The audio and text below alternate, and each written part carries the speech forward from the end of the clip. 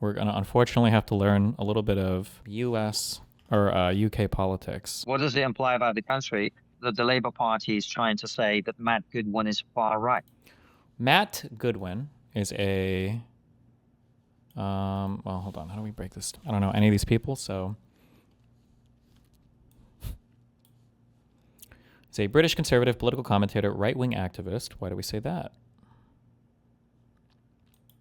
Political scientist and former academic, recognized for his research on right-wing movements and right-wing populism in the United Kingdom. He's a presenter at GB News, the honorary president of Reform UK's student wing, Students for Reform, and is standing for election in the constituency of Gorton and Denton in a by-election following his nomination by Reform UK on January 27, 2026. Does Konstantin believe that the Reform Party is not right-wing? I feel like I've heard him say that before, but I'm not sure. Is it? I'm not... Hold on. Wait, let me check. 1 second. There are like a million... I feel like for the next 10 days, it's going to be, what's the debate about? What's the debate about? What's the debate about? What's the debate about? I don't know 100% what the debate is about. It's broadly on, like, I think, right-wing populism and our political identities. Google a thing. Please, for the love of fucking God, I don't want to answer the same question every single 2 seconds when somebody turns on the stream. Holy shit. Okay. What are people talking about? Right? But if you keep talking in that language, people will then... The reason they talk in this language is so they feel that they can attack people and not their argument. After my Question Time appearance, some fucking publication I've never heard of wrote a thing about, what did the far right podcaster really say about Rishi Sunak? Like, I'm far right now. Right? What did the far right podcaster really say about Rishi Sunak? Like, I'm far right now. I'm far right. I'm in the 1990s and 2000s. I consistently voted for the Liberal Democrats. And I have changed literally none of my opinions since then, other than on tax. Running trigonometry as small business has taught me a lot about the way money works and economics works. And so I'm probably slightly less redistributionist now at a corporate level. At a personal level, like I said, I'm happy to pay a high level of tax. But at a corporate level, we need very, very low corporate tax rates if we're going to encourage business and growth in the country. So that's the only opinion I've changed since I used to vote Lib Dem. Now I'm far right. That's what happened. Because in 2000, nobody was saying mass illegal immigration is good. Barack Obama and Bernie Sanders and all the left-wing politicians from the 2000s, if you go and read their statements now, they sound far, far to the right of Tony fucking Robinson. That's the level of shift that has happened on this issue. I've always believed the same thing about immigration, right? Legal immigration is fine and, in fact, desirable if the level and quality and type of people is what the country needs at that time, right? That's a statement. That's a truism. A statement far to the right of Tony fucking Robinson.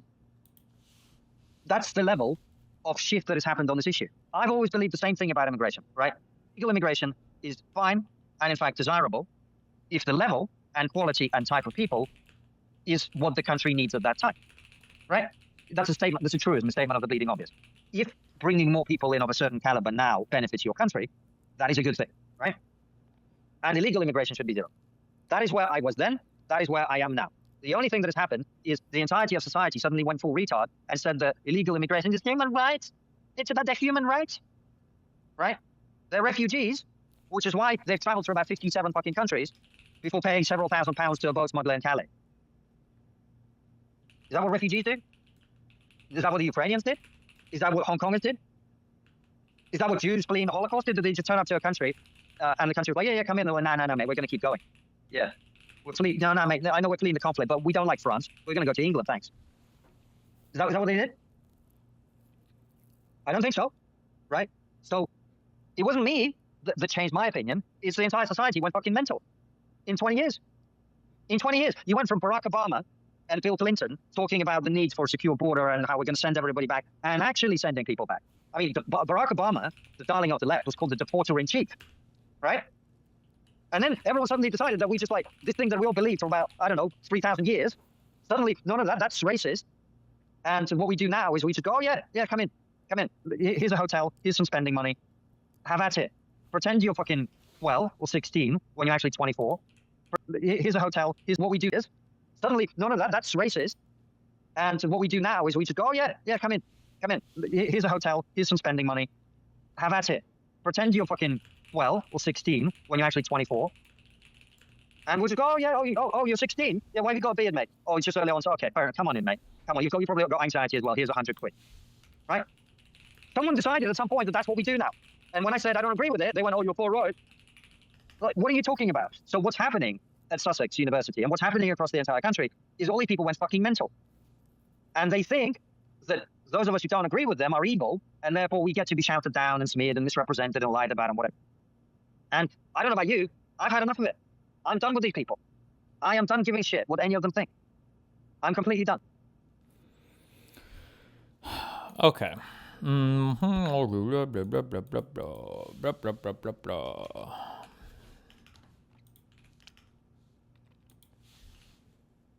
Wikipedia, political parties, United Kingdom. Okay, you have your Labour Party is your big duders, your Conservative Party. Does it matter if their upper chamber, is there commonly, like, is their House of Lords as controlling for legislation as our Senate? Or is it just a rubber stamp, basically? Not at all? House of Lords can veto any given bill once, basically nothing else. Okay. So Labour Party, Keir Starmer is the head. This is the guy that invited Trump into the fucking dumb mansion or whatever bullshit, right? That Trump got so excited about that we watched on. And then Kemi Badenoch is the current Conservative Party leader. Our Liberal Democrats, we have Ed Davey. And then the one that people get so up in arms about is the Reform UK one. Are these guys poised to like win a lot in some upcoming election, or why do these people, I feel like I hear about these people so much. Yes, they are? Okay. Oh, the election is 3 years away. Gotcha. Okay. Reform UK, often known simply as Reform, is a right-wing populist political party in the UK. It has 8 members of Parliament in the House of Commons, 2 members of the London Assembly, 1 member of the Senedd, 1 member of the Scottish Parliament, blah, blah, blah. Nigel Farage has been the leader of Reform UK since June 2024. Our big Brexit guy, right? Co-founded by Farage and Catherine Blakelock in 2018 as the Brexit Party, advocating a no-deal Brexit. It won the most seats in the 2019 European Parliament election in the UK, but won no seats in the general election of 2019. The UK withdrew from the EU in January of 2020, and later in the same year, the COVID-19 pandemic began. Conservative government imposed a series of national lockdowns, so Farage focused on anti-lockdown campaigning. The party was renamed Reform UK in January 2021. Farage stood down as leader in March 2021 and was succeeded by Richard Tice. Since 2022, the party has campaigned on a broader platform, pledging to reduce taxes, limit immigration, opposing net zero emissions policies, and substantially reduce public spending. That sounds pretty right-wing, no? Okay. In March of 2024, Lee Anderson, who was elected in 2019 as a Conservative MP, defected to Reform UK, becoming its first MP. In June of 2024, Farage resumed the leadership, and the party won 5 seats in the 2024 general election, the first time it had elected MPs. Hello, beautiful community. I'll get to this one later. I'll try this one, I won't guess. shy away from calling it what it is. Far-right thuggery. In the aftermath of riots in the UK, fueled by misinformation about migrants and Muslims, the debate about racism and integration has once again taken center stage. My guest tonight suggests the riots were the result of legitimate anger over too many migrants. His critics say that the author and academic who built his career on explaining the rise of the radical right has now been radicalized by it himself. I'm Mehdi Hassan, and I'll be going head-to-head with the provocative British political commentator Matthew Goodwin. I'll challenge him on his views on immigration and why he thinks that a new woke elite is silencing free speech. I'll also be joined by a panel of experts. Zoe Gardner, immigration policy expert and campaigner for migrant rights. Taj Ali, journalist and historian of British South Asian political activism. And David Goodhart, immigration expert and author.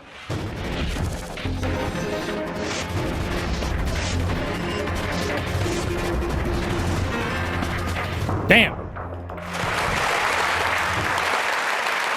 Matthew Goodwin, thank you for joining me on Head to Head tonight.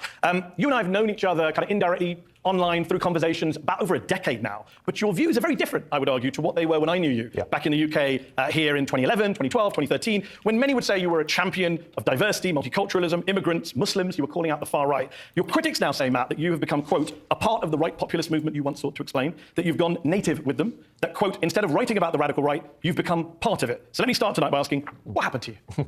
Well, as somebody once said, when the facts change, I change my opinion. And over the last 15 years, I've become convinced that mass immigration is a failure, one of the biggest disasters in recent public policy. I think the elites in Western countries have fundamentally lost touch with the voters in those countries. And I think that unless we change course quickly, we're going to have some really big problems. A lot of people sympathise with that view, of course. Although over the summer, we saw a very extreme, violent opposition to immigration. The UK saw horrific race riots, sparked by the murder of 3 young girls in the town of Southport. We saw mosques and asylum hotels attacked, police officers... I think the elites in Western countries have... He once said, when the facts change, I change my opinion. And over the last 15 years, I've become convinced that mass immigration is a failure, one of the biggest disasters in recent public policy. I think the elites in Western countries have fundamentally lost touch with the voters in those countries. And I think that unless we change course quickly, we're going to have some really big problems. A lot of people sympathise with that view, of course. Although over the summer, we saw a very extreme, violent opposition to immigration. The UK saw horrific race riots, sparked by the murder of 3 young girls in the town of Southport. We saw mosques and asylum hotels attacked, police officers attacked, over 1,000 people arrested. In a post for your Substack, you called the people at those riots, quote, ordinary people who feel like they're losing their country and trying to, quote, exercise their voice.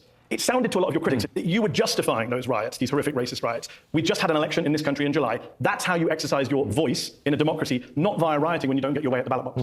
Well, protest has always been part of our... Was it not in the... What did he say? Did he say Sussex or something? I don't know what the fuck these bonger places are. Where was it? Oh, Southport. Political DNA. And obviously, everybody would disassociate themselves from the criminality and the violence in the summer. I certainly wrote about it. I condemned it. But as Mark Kisin and other liberal commentators at the time noted, there were also ordinary people protesting about what has been happening to their country. And that isn't just about mass migration. It's also about the breakdown of borders. It's about feeling unsafe in their own community, in their own country. And for people who engage in violence, they should have been rounded up and sent to prison, as many of them were. But there were lots of peaceful protesters at those events as well. And the polling afterwards, Mehdi, was quite revealing. Over 60% of Brits said, yes, I blame the people who engage in violence, but actually 63% said, I blame recent government immigration policy for these protests. And what I was trying to do in that piece is to say, look, there is clearly a lot more going on here than these idiots and morons who are trying to set fire to a hotel or attack a mosque. What we have in this country is a social fabric that is breaking down, and we need to talk about it. There was mixed polling. I mean, YouGov also found that the protests, even the protests, were only supported by 1 in 3 Britons, 34%. In fact, only 1 in 6 said that people causing unrest had legitimate concerns. It's interesting that you say you condemn the violence, but in your big Substack post on the riots, you only condemned the violence against the police. You did not condemn the violence against Muslims,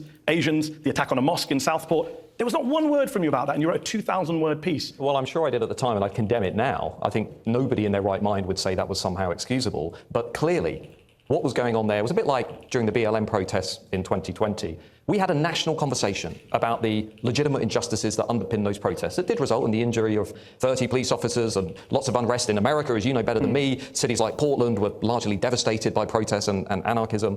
But yet we still had this mature conversation about what is going on here. But just to be clear, the Black Lives Matter protests were not like this. 90% of the protests in the US, according to one academic study, showed they were peaceful. There was no comparison. Even Priti Patel, not known as a kind of liberal, muesli-eating, sandal-wearing leftist, hardcore right-wing Home Secretary under the Conservatives, said there's a clear difference between that and then. She says what we saw during the pandemic protest, the BLM protest, was protest. This is a complete distinction. This is burning down of places of worship, thuggery, violence, racism. OK, but the issue is, for lots of people, what these events became was a proxy for this underlying issue that we've never in this country been able to get on top of, which is we promise the British people one thing, which is control and lower migration, and then we do another. Priti Patel's an interesting example. You say she's hard right. I'd say she's the most pro-immigration Home Secretary we've ever had in this country. Now, if you're a Conservative voter in Northern England, you were promised in 2019 lower migration, lower overall numbers, and a high-skilled policy. And then the government that you elected gives you the absolute opposite of that, puts everything on steroids and says to hell with you. You're going to be frustrated and you're going to be angry. I just want to deal with these riots issues, because you say you condemn it now. You didn't condemn it in your post. You even wrote sympathetically, Matt, about a woman who went to prison in the UK because, according to you, quote, she wrote something very offensive on Facebook and you objected to that. Can you tell us what she said? Yeah, she was a full-time carer for her husband, and she wrote something along the lines of they should blow up this mosque, and I think she said something hideous of people. Yeah, blow the mosque up with the adults in it. You don't think that merits a prison sentence? If somebody writes something on social media in their own home, however offensive I might find it, I don't think they should go to prison. That's my personal You don't think people view. can incite violence by social media? It doesn't matter whether she's in her home. She's inciting violence. If it's clear incitement, they should be in prison. What I Blow saw the over- mosque up with adults in it. She also Is that clear incitement? She also very quickly deleted it. She expressed sorrow. I believe in Christian notions of forgiveness. If somebody says, I'm sorry, I say, give you a second chance. Do you know how many Muslims have gone to prison over the last 20 years for saying much less than that on social media? Well, I can disagree with that. It's the same principle as non-crime hate incidents. I think what we're living through is an Orwellian imposition from above that I think lots of people in this country, the home of individual liberty, common law, Magna Carta, repel against. I'm one of them. I don't think we should be doing that. Here's what really bothered a lot of people about your post, and actually really undermines, I would argue, one of the key arguments you make in your books. You say we should treat people as individuals. Don't become obsessed with group identities, ethnic identities, racial identities.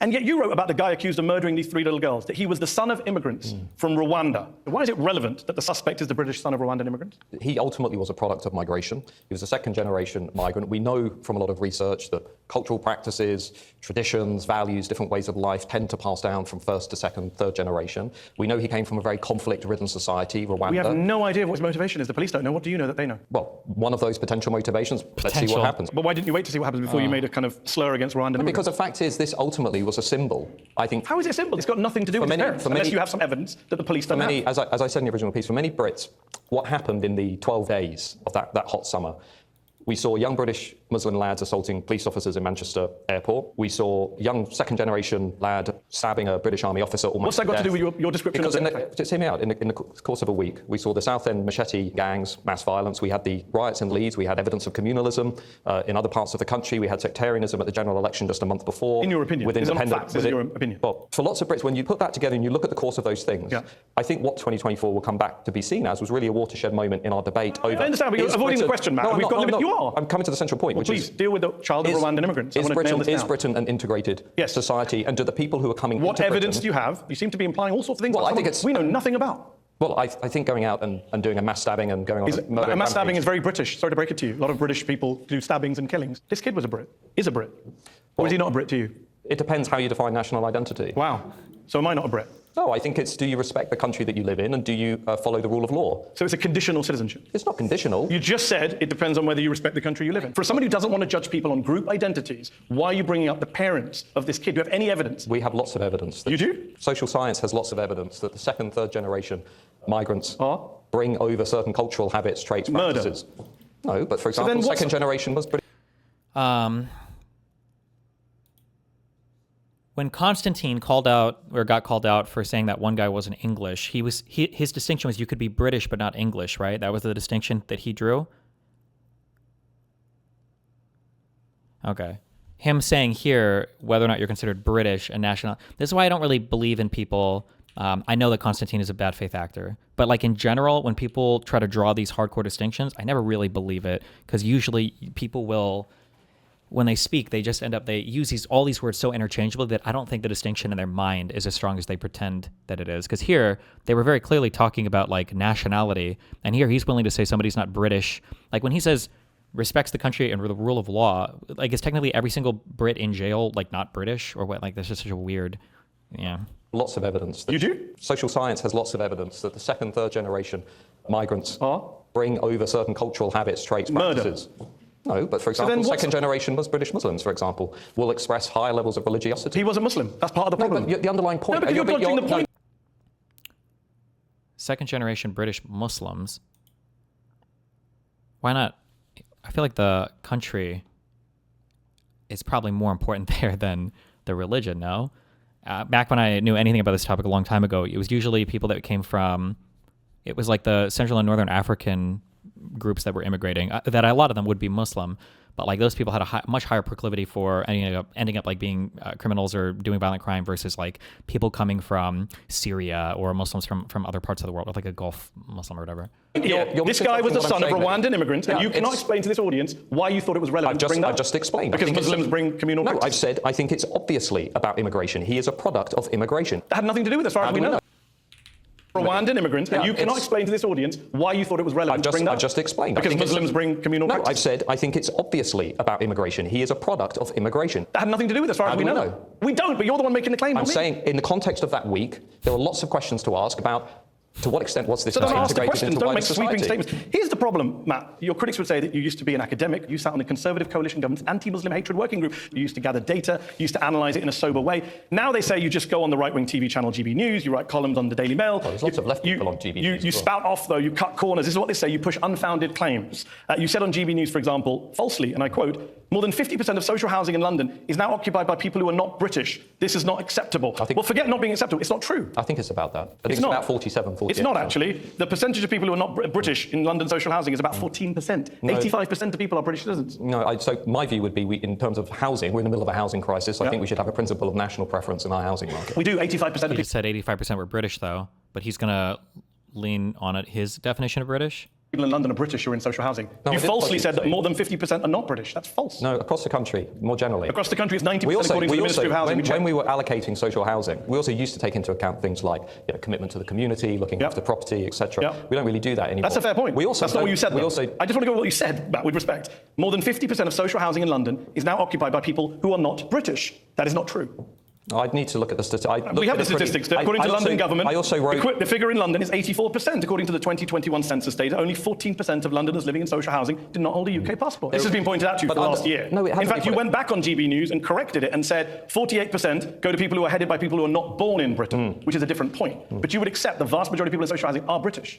I'd need to look at the data. I've got the data. No. It's right But here. the fact that It's right 48, here. I think You can the read it. 48, Copied and pasted. I think the fact that 48% of social housing in this country has gone to families that are headed by somebody who was not born in the country is a problem. So that's a different argument, with respect. Well, And I'd let's like talk to about that have that. argument. Well, let's have that. No, let's have that argument. You were wrong on the first point. I don't think I was wrong on the first You're one. 100% wrong. Well, I'd like to look at the data. The Mayor of London, the census data. I don't think the Mayor of London would be a credible source on that. Okay, so you... Wouldn't they have all the numbers? What do? Do you walk around and count with your fingers? Okay. The London government. The London government don't know who the... It's All right, how about a highly political All right, figure. how about the Ministry of Housing? 90% of social homes go to UK nationals. You're making some sweeping claims and they're wrong. You also said on right-wing channel GB News that I bet nobody knew this, but it's not a criminal offence to hire illegal immigrants in this country. That's not true either. You could be sent to jail for 5 years, according to the British government. No, I don't think that's right. You can hire, under certain conditions, people that haven't got full-time. If you didn't know, we checked with the Department of Justice. You could be sent to jail for 5 years if you're found guilty of employing someone who knew or had reasonable cause to believe did not have the right to work in the UK. What you said on GB News was just false. Why, for example, have the French spent much of the last year saying that we are a soft touch when it comes to illegal migration? Maybe the French, like you, didn't check the facts. No, well, maybe. Who do I trust? The French Interior Minister? You trust the French Interior Minister over our own Ministry of Justice? No, what I'm saying That's is absurd. it's very easy in the UK to game the system, a lot easier than it is in other European Matt, I agree with you, but that's a different point. No, it You isn't can a different point. It because is, Matt. This is my whole point. All of this you can make legitimate arguments, but you don't. You say things that are flat false. All of this is coming back to the central point, which runs through the riots, immigration, the rise of populism, and so on, which is, firstly, do people feel safe in their own country? And secondly, do they They should feel safe. Crime is at record lows. Do they feel that this country treats everybody fairly? And there is a widespread perception out there that this country does not treat people fairly. It treats newcomers more... Maybe there's a widespread perception because they see people on TV who are professors giving false statistics about immigrants. I don't think that's true.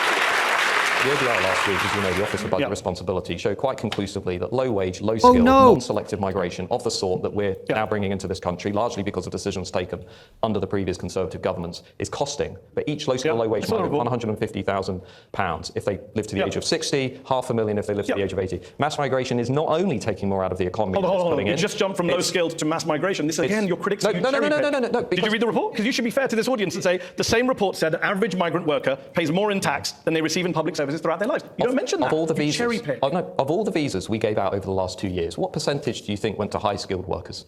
I don't know. You can tell me. I don't have to hand. Do you not have the facts? I mean, you're going to tell me, but then you were wrong about social housing, so I don't know if it's going to be correct. 13%. Okay.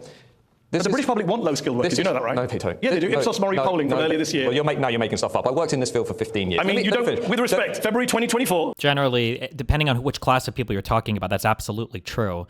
There's these truisms, myths. Fuck, I used to think this was such a stupid argument. I don't even know what to fucking think anymore. People got offended by the term low-skill labor. And it's like, well, low-skill labor is just a job that with very little training, you can do with some degree of proficiency, right? Like anybody can become a McDonald's worker or some kind of manual labor worker with a low amount of training. Now, people will say, well, low skill doesn't mean that it's easy, right? Because it can be tough on your body, it could be tough work, but it's easy to learn. But then people normally load that low skill and they assume that people are worse people or something, or that they're just, stupid. this idea that like you want high skilled labor, but you don't want low skilled labor, like all labor can help. It really depends on what part of your labor market you're short on. And at the end of the day, all labor is helpful to some extent to your economy. Now, it might hurt some classes of workers, but it depends. But in the United States, we just saw a huge explosion about a year ago over high skilled labor related to H-1B visas, where a lot of the people whose jobs that they felt were threatened by H-1B workers didn't want H-1B workers. And H-1B definitionally are high-skilled workers. And a lot of people whose jobs weren't threatened by H-1Bs didn't want that. And then we saw conservatives come out and defend the illegal immigrant people working for farmers, which are low-skilled laborers. So you really want as many workers as you can have. It's just more workers is usually better. Ipsos Mori polling, 51% of Brits want more doctors, 52% more nurses. I'm getting there. A plurality, 4 in 10, want to see more care home workers, and 39%, another plurality, want to see more fruit. 4 in 10. It's not plurality, more than are opposed. You know what a plurality is, right? Matt, you're a professor. So I think Britain is a remarkably fair and tolerant country. Where I think we've gone wrong is we've been saying to people, we're going to give you a small amount of high-skill migration. It will contribute to things like the NHS, maybe parts of social care, although we should be fixing the social care system ourselves. What we've instead done is we've liberalised the whole system, and we've now brought in lots of low-skill, low-wage migration, which is now taking more out of the economy, so everybody else has to pay more in tax than they would otherwise have to do. I think that's wrong. I think we need to be able to talk about it. I agree, and I think economists do disagree on that. No, they don't disagree. They do, actually. Let's go to our panel. Zoe Gardner is an immigration policy expert, campaigner for migrant rights. Zoe, what's your reaction to what you've been hearing from Matt? One of the things that you do is you muddy the waters about what we're talking about. So the last couple of years, yes, we've had historically very high rates of net immigration overall. All the evidence shows that's dropping off a cliff again now. Is there no way to show the audience of these people how pathetic they are? Well, it's one thing that's sad is maybe British politics is just lags behind how insane American politics is. But I feel like this guy's job would be so much easier. I've only seen a little bit of him, obviously, but it sounds like he just doesn't like certain types of brown people. But because he can't say that, maybe it's just not as acceptable to say that to be a Tommy Robinson figure in London like it is to be an insanely unhinged conservative in the United States. You have to kind of find ways to nibble around the edges of that. Low skill, second generation immigrants belonging to certain religion. Like you have to find ways to nibble around that. I don't trust the mayor of London because maybe for reasons, but historically very high rate of net immigration overall. All the evidence shows that's dropping off a cliff again now. However, you then go straight from that and talk all about small boats and you call it an invasion. And the threat behind that inflammatory language is always about these big, big numbers. But last year, asylum seekers making the crossing across the channel on small boats made up 5.5% of immigration. I feel like maybe you're misrepresenting and distorting this issue. But in fact, the vast majority of the immigration to this country in the last few years that was high was driven by Ukrainians, Hong Kongers, students, and care workers. And I wonder how many immigrants.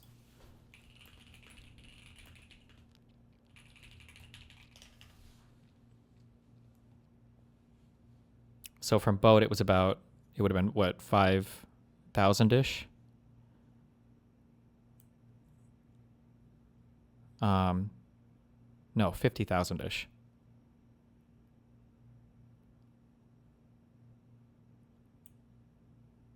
I feel like seems kind of high to me, no? 5% of your immigration population are refugees.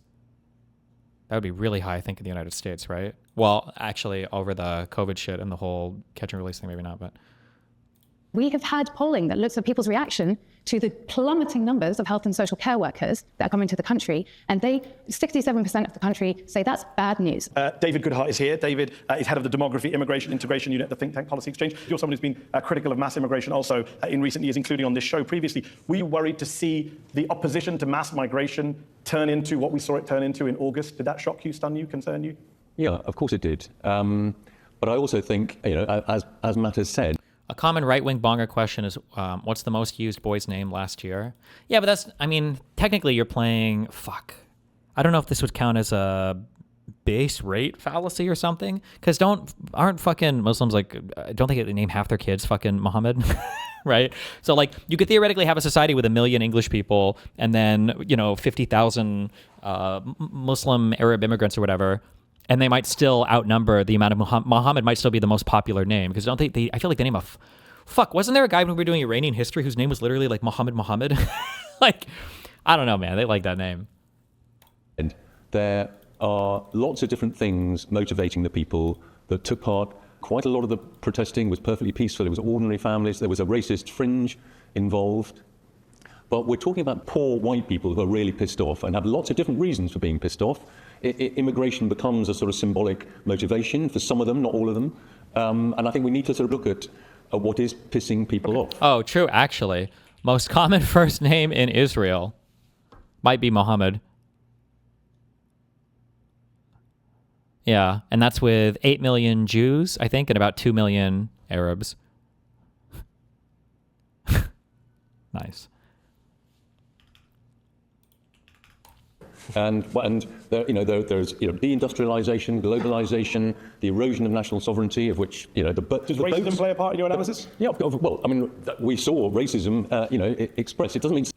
I think hijab is super bad, and when I visited London, I was surprised by how many people were in full burqas. My opinions on hijab are mixed. Burqas, I think, are really bad. I don't know how I feel about that. There are like some people who think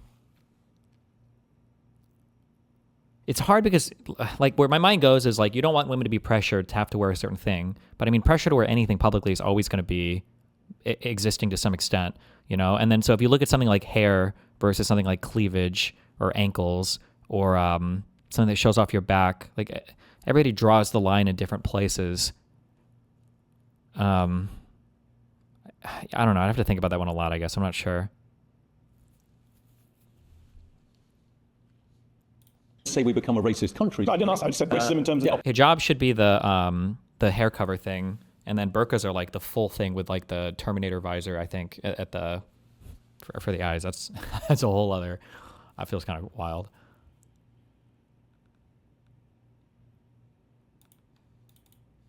Because when it's still like 3% of people in Britain think you have to be white to be truly British, only 5% of people would feel uncomfortable if an immigrant lived next door to them. Somebody said that's a niqab. What's the difference between a burqa and niqab? Burqa versus niqab.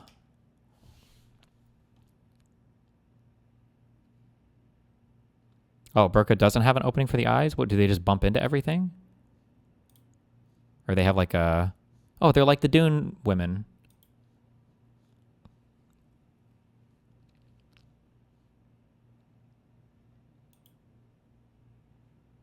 Jesus.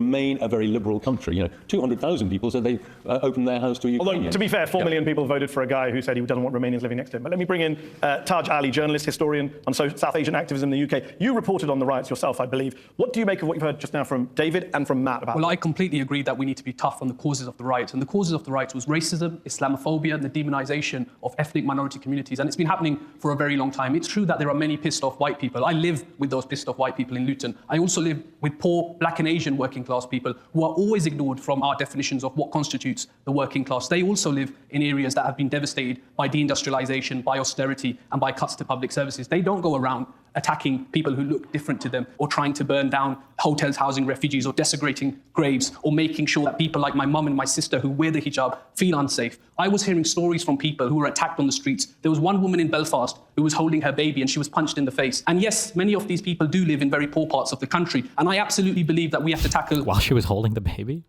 Did the baby punch her? The issues surrounding deindustrialization. We need to address material concern. We need to address poverty. And we also need to address radicalization of young white working class boys. And a lot of that radicalization is taking place by people like Tommy Robinson, Nigel Farage, and I'm afraid to say Matthew Goodwin as well. Do you want to respond? I think it's very easy just to look at what's going on within white working class communities. I mean, we do forget 1 in 3 black and minority ethnic voters opted for Brexit. But just look at where the riots were. There's a reason the riots were so intense in Rotherham. Because in many of those communities, people had watched the systematic sexual exploitation of young white women at the hands of Pakistani Muslim gangs. So what I'd like to do is just push the morons to one side, go to prison if they try to attack a mosque or if they set fire to a hotel. I'm not interested in those people. Let's just get serious about the social fabric in this country and start dealing with the underlying issues that we have. Lower migration, fix the borders. You might not like the word invasion, Zoe. The definition of invasion is an unwanted incursion into one's territory. 139,000 people since 2018, many of whom, some of whom are losing their lives. What about Zoe's point about the boats, though? You're cherry-picking the numbers again. 139,000. No, you're obsessed with boats. I saw a photo of you in a boat. Yeah, right? It's 5.5% of the numbers. Even if we were to stop all the boats tomorrow, you'd still be complaining about the other 94.5%. What's the number one issue in the country right now? And why is it's immigration. Why is it? Because we're having a debate over immigration? No, it's because we have never gone through a demographic shift in this country to this degree. Much less positive positions towards migration. You know, when people really hated immigrants and there were scenes of violence like we saw this summer on the streets back in the 80s, back in the 90s, when immigration was at the levels that you claim to want now. The actual truth is hostility to immigration doesn't go up with the rate of immigration. We have the most positive attitudes towards immigration in this country that we've ever had. I agree. Isn't it true that actually the people who are concerned about immigration are not concerned because of the numbers, they're concerned because of people like you? So that We're out of time for this half. I want to give Matt the last word before we go to a break. Yeah, look, I think we need to understand that 139,000 people entering the country illegally, breaking the law, is a problem. For many people in this country, we have a sense of fairness and fair play. And if you violate that, people get very concerned about it. You want to get rid of populism? Strengthen the borders, get people to come through legal routes. It's not that difficult. There aren't many legal routes for asylum seekers. We will have to take a break at this point. In part 2 of the show, I'll be talking to Matt Goodwin about his provocative thesis in his book about who really runs Britain, who really is influencing the direction of travel. Stick around for part 2 of Head to Head. Uh-oh.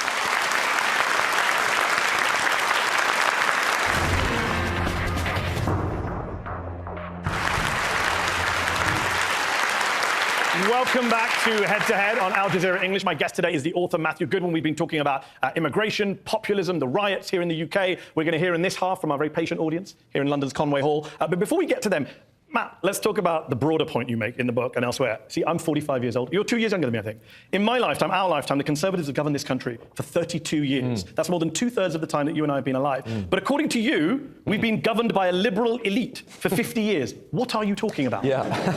Well, I don't actually quite say that. What I'm saying... You literally said that. You literally said that. For much of the last 50 years. Your words in your book. What I'm saying is, there is an old elite that is still very visible. But what I'm arguing is, within the elite in this country and all Western democracies, there is now a battle underway. And the new elite, which is not really defining itself by wealth and money, it is defining itself by its social liberalism, its radical woke progressivism, comes from universities, affluent families, lives in the cities. But they haven't ruled the country for 50 years, have they? They wield now, unlike anything we've seen before. But you didn't say now. You said much of the last 50 years. The creative industries, the universities, production, television, publishing, they've amassed immense cultural power. I'm not disputing the cultural power. I'm saying you said the national conversation. But not for the last 50 years. That's just wrong. Margaret Thatcher was Prime Minister. It depends. I mean, Daniel Bell was writing in the 1970s, an academic. But there was no elite running this country that was a liberal elite in the 80s. It's just not true. What he said is the elite class, this is an important point, unlike the old elite, today's elite derive their status by denigrating their own country, denigrating the West. They derive their status by saying, actually, I am institutionally Hold on. Are you in the new elite? Are you in the new elite? I would say I'm a renegade member of the university class. That's what I would say. But you're not in the new elite? Well, my family are working class. But are you in the new elite? I don't really think so. Because you just said the new elite denigrate this country. I saw a tweet from you where you said London's a hole. Well, sounds like you're the one denigrating the country, not the social class. I hate to make the news, but London is not the country.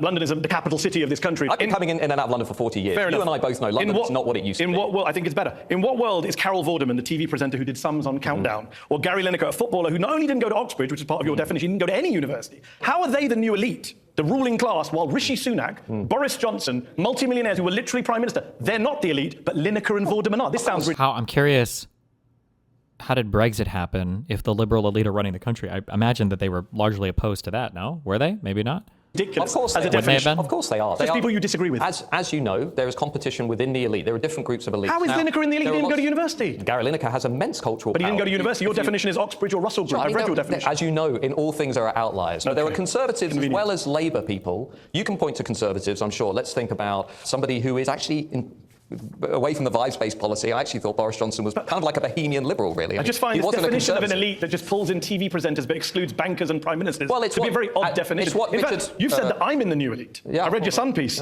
You said I'm in the new elite, which is hilarious because out of the two of us, you're the guy who has sat on government commissions. You're the guy who dances with politicians at parties. You say on your website that you've privately briefed prime ministers and presidents. You've been invited to speak at the US State Department, the European Commission, Google, Deutsche Bank, UBS, JP Morgan, Rothschild, Trilateral Commission, and Goldman Sachs. I haven't been invited to speak at any of those places. So how am I the elite and you're not? Well, firstly, as you know, we don't share the same sets of values, and I would argue your values reflect this new elite. So now you're defining elites based on just people you disagree with, which is what I said 2 minutes ago. It's not based on any kind of actual life experience. I think you derive a sense of moral righteousness, a sense of grandiosity. As do you. Both of us do as opinion by formers. projecting a set of socially liberal, radically progressive values. You're quite sceptical of, let's say, Western nations, history, and so forth. And I think in the axis of elite competition, your group are winning at the moment. I think they are accumulating lots of cultural power. Really? But how come you're the one who's speaking at Goldman Sachs, JP Morgan, UBS, Rothschild, Deutsche about that's not elite. Those are not the elite. I love the way you just airbrush the financial elites to people with all the money from any discussion. No, very convenient. I'm very critical of some of those people. Then why are you speaking all the banks? If you want to understand why so many people in the West are turning to Trump, are turning to Le Pen, are turning to the AfD, are turning to Nigel Farage, I'll give you one reason. It's because what's happened is much of the elite class has moved so far to the cultural left on gender issues. Little boys can become girls and little girls can become boys, on hating Western countries and their history, on saying that we should be ashamed of who we are. Most voters do not think like that. So what I'm arguing is if the elite class wants to stop this populist rebellion, they need to get back in touch. And I'm saying to you that your elite class definition is nonsensical. You are a Reform Party supporter. You mentioned Farage, just to be clear. This is the most elite party in the UK. Well, I'm not actually a member of the Reform Party. You literally told people to vote for Reform. I think Reform is a vessel. It's a vehicle. But you told people to vote for Reform, Matt. There's no point backing away from what you did. You told people to vote for. Why are they all like this? I'm not MAGA. Okay, I'm not a Trump sycophant. But yes, I have told people to vote for him every single possible fucking election in their entire fucking lives, always. Reform. It's the most elite party in the UK. It has 5 MPs. 4 of the 5 Reform Party MPs are Richard Tice, private schoolboy, multimillionaire CEO. Nigel Farage, private schoolboy, city trader. Rupert Lowe, private schoolboy, investment banker. James McMurdoch, investment banker. I found your elite, Matt. They're called the Reform Party. It's also... I mean, they are. Very good. It's also got... Oh, yeah, true. I think he is running now for... what is this guy's name? Was it Matt Goodwin?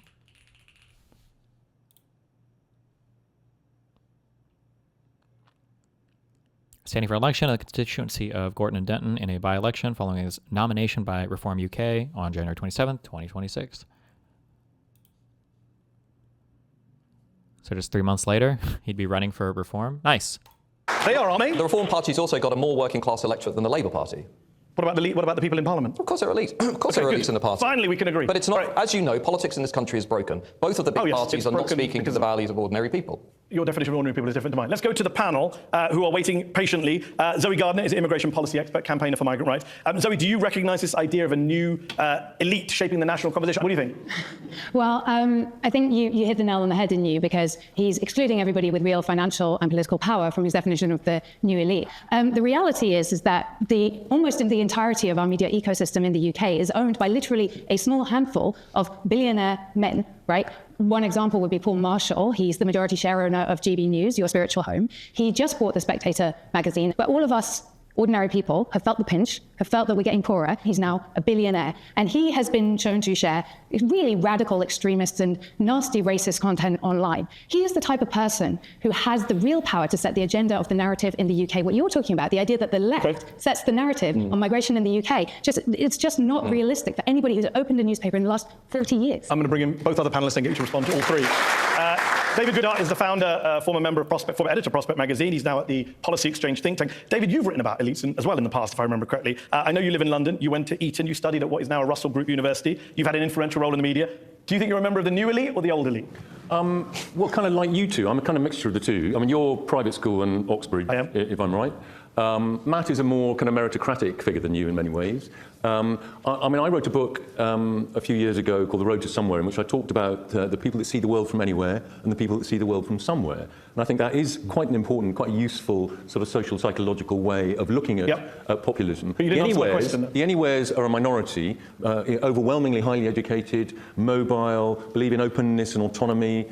Somewheres tend to be much more rooted. Their identities are much more connected to place and group, so they're much more discomforted by radical change. And both of the worldviews, the more liberal worldview of the anywheres is perfectly decent and legitimate, as is the worldview of the somewheres. The problem is the anywheres have been over-dominant in our society for the last 30 years. Taj, you were with Tribune magazine. You're on the left of politics. Matt thinks the left is cultural left dominant, powerful.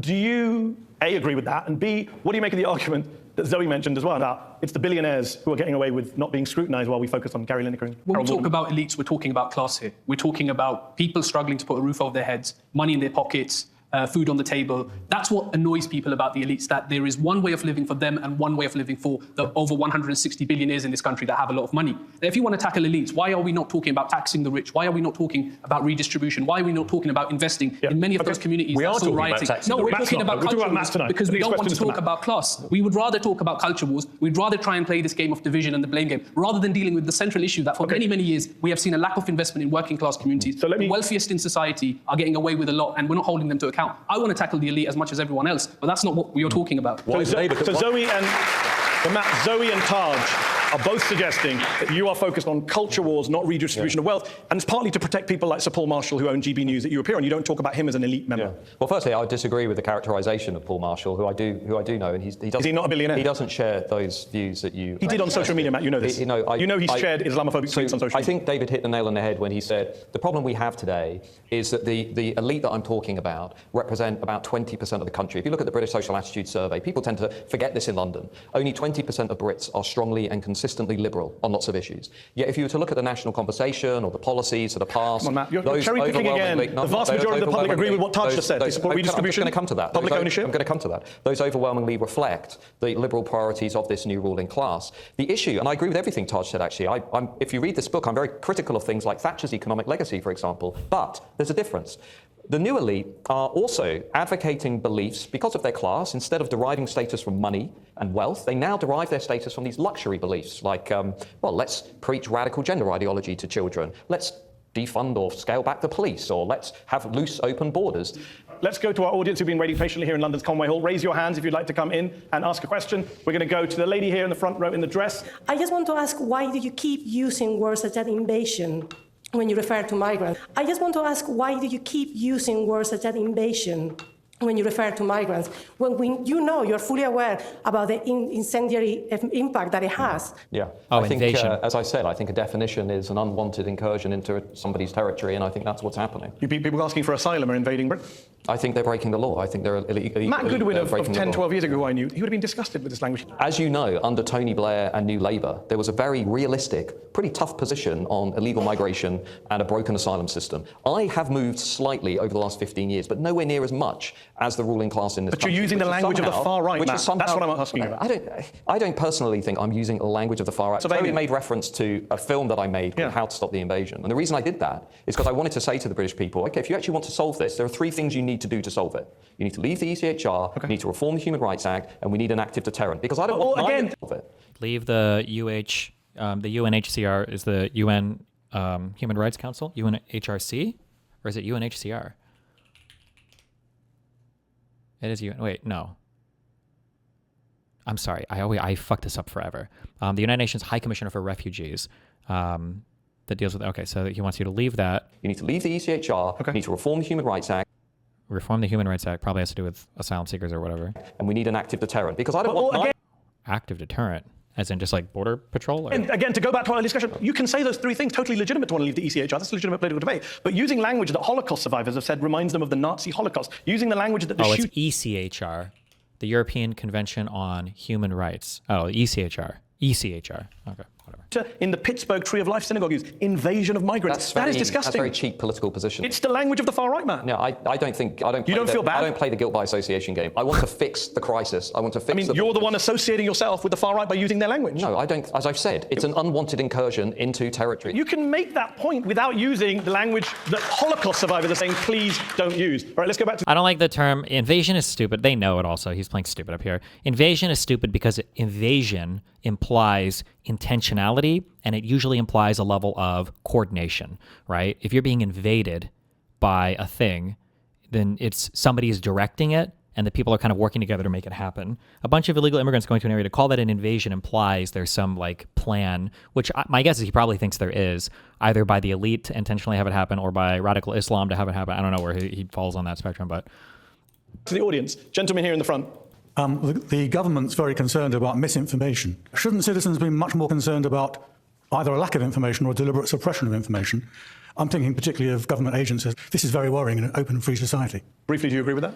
So during the riots, what we saw was an attempt by many to say this is about misinformation. And there was some misinformation online. But in the immigration debate, what really irritates me is people say, well, voters are misinformed. Here's what's happening right now. The Department for Work and Pensions, they're not making any data available on welfare claimants by nationality or immigration status. You don't get detailed information on things like welfare credits and tax credits. So I'm having a debate with Mehdi, and he's saying immigration is good for the country. I'm saying, how about this? If you're so confident in this experiment, and you care so much about information and transparency, why don't we get all the data out there and let's look at what effect immigration is having? Because across Europe, the data is clear. Okay, it's a net fiscal cost. I mean, Europe's having an aging crisis. Let's see how they do without immigrants. Okay, let's go back to the audience.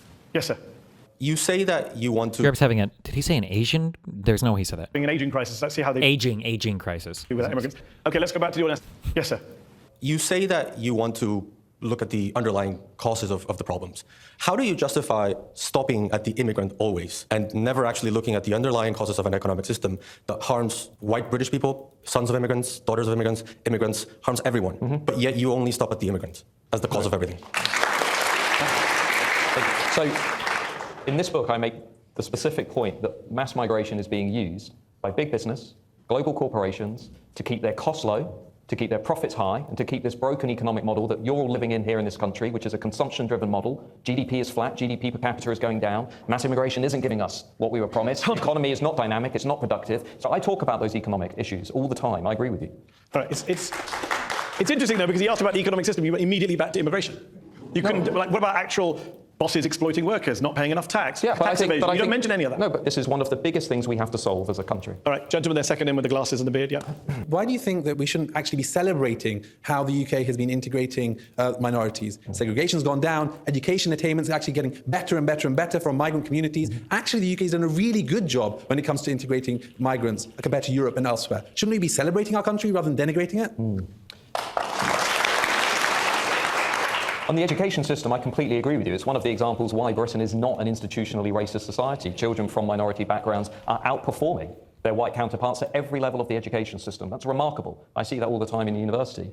But I don't think you can look at Britain in 2024, after everything we've seen this year, and say this is an integrated country where immigration and multiculturalism are working. I would like us to try and be a bit realistic. When we look at communalism, when we look at the riots, when we look at a lot of the evidence, I would dispute your claim that segregation is going down. I think there's a lot of research to suggest it's going up. I was struck by Ed Hussein's book, Among the Mosques, where he made a very important point. He said if you're a young British Muslim in parts of this country, and he turned up unannounced at mosques across the country, he said you can go your whole day without ever really interacting with the white British majority. I don't think that should happen in this country. Okay.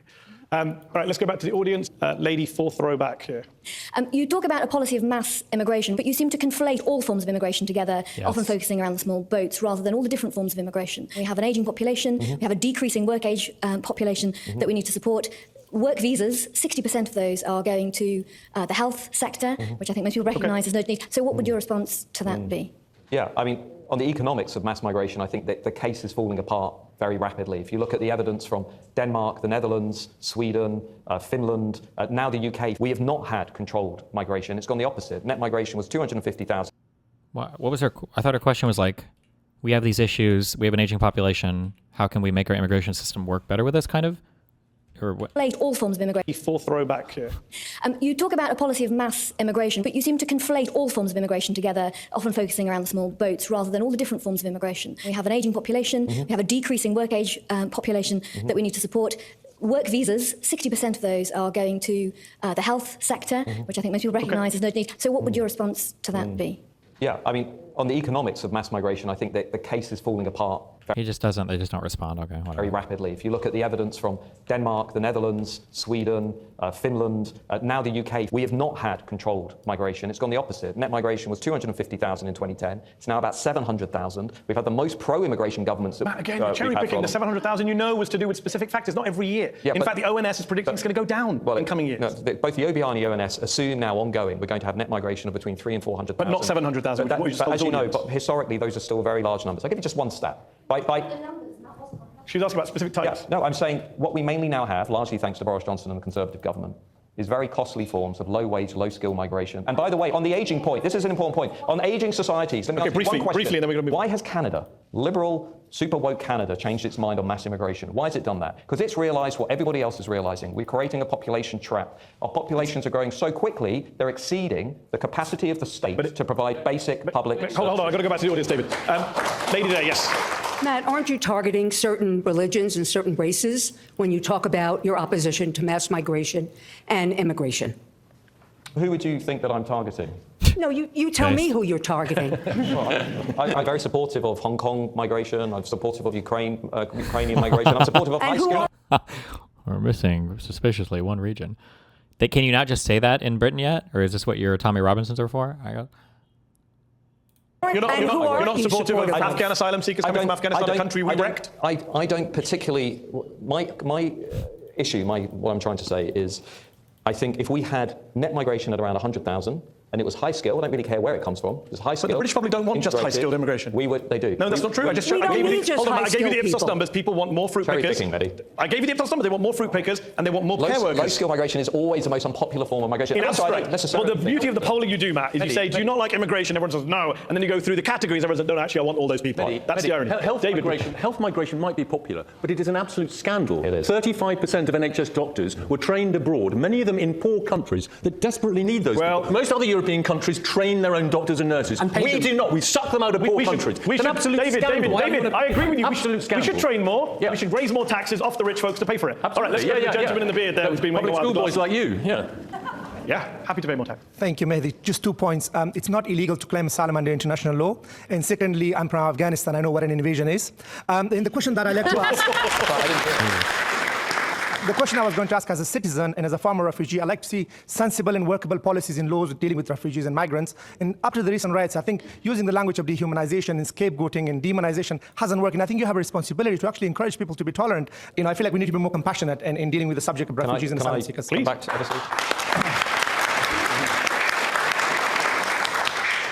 Just firstly, it is illegal to leave a safe country, to cross a channel in a small boat, and to arrive at an unauthorized port. It is illegal. Sorry, that's the rules. The second point about responsibility. We all have to look at ourselves at the end of the day in the mirror and understand what we're doing and the choices we're making and whether our actions align with our values.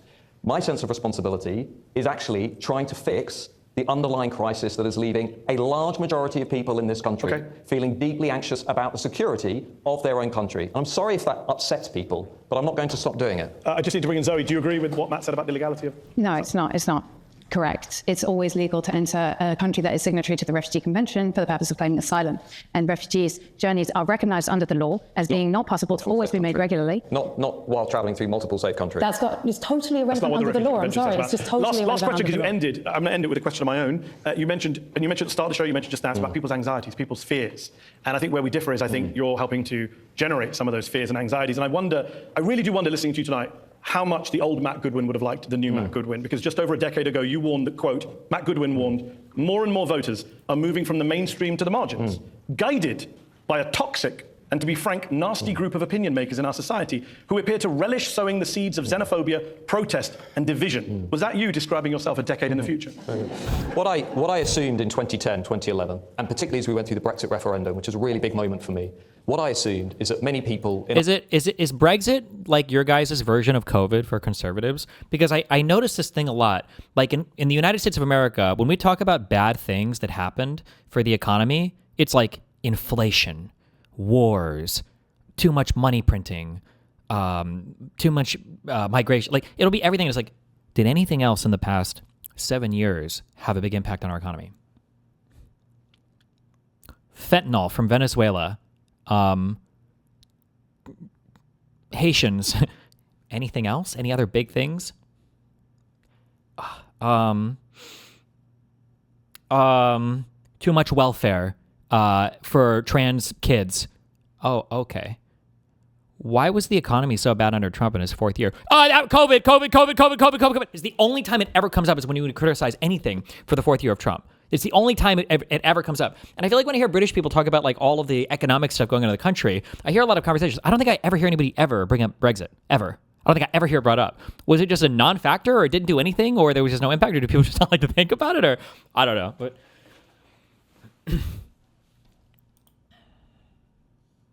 in our politics would actually respond to what people in the country were saying, and they would compromise with those people, that they would give them what they promised.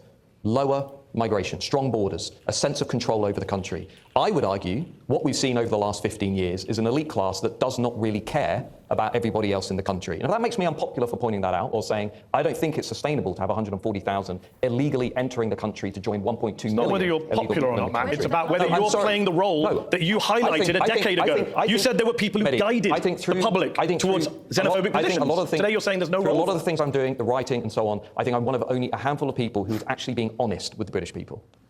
Matt Goodwin.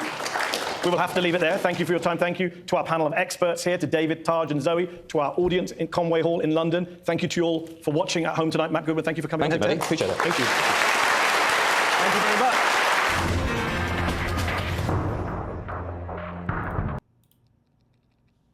okay. I don't know how much further right you can get on things, but this guy seems pretty far. This guy seems fairly far right. But okay, interesting. All right.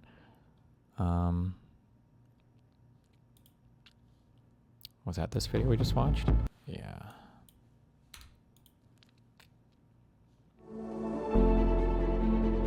Oh. We'll do that one.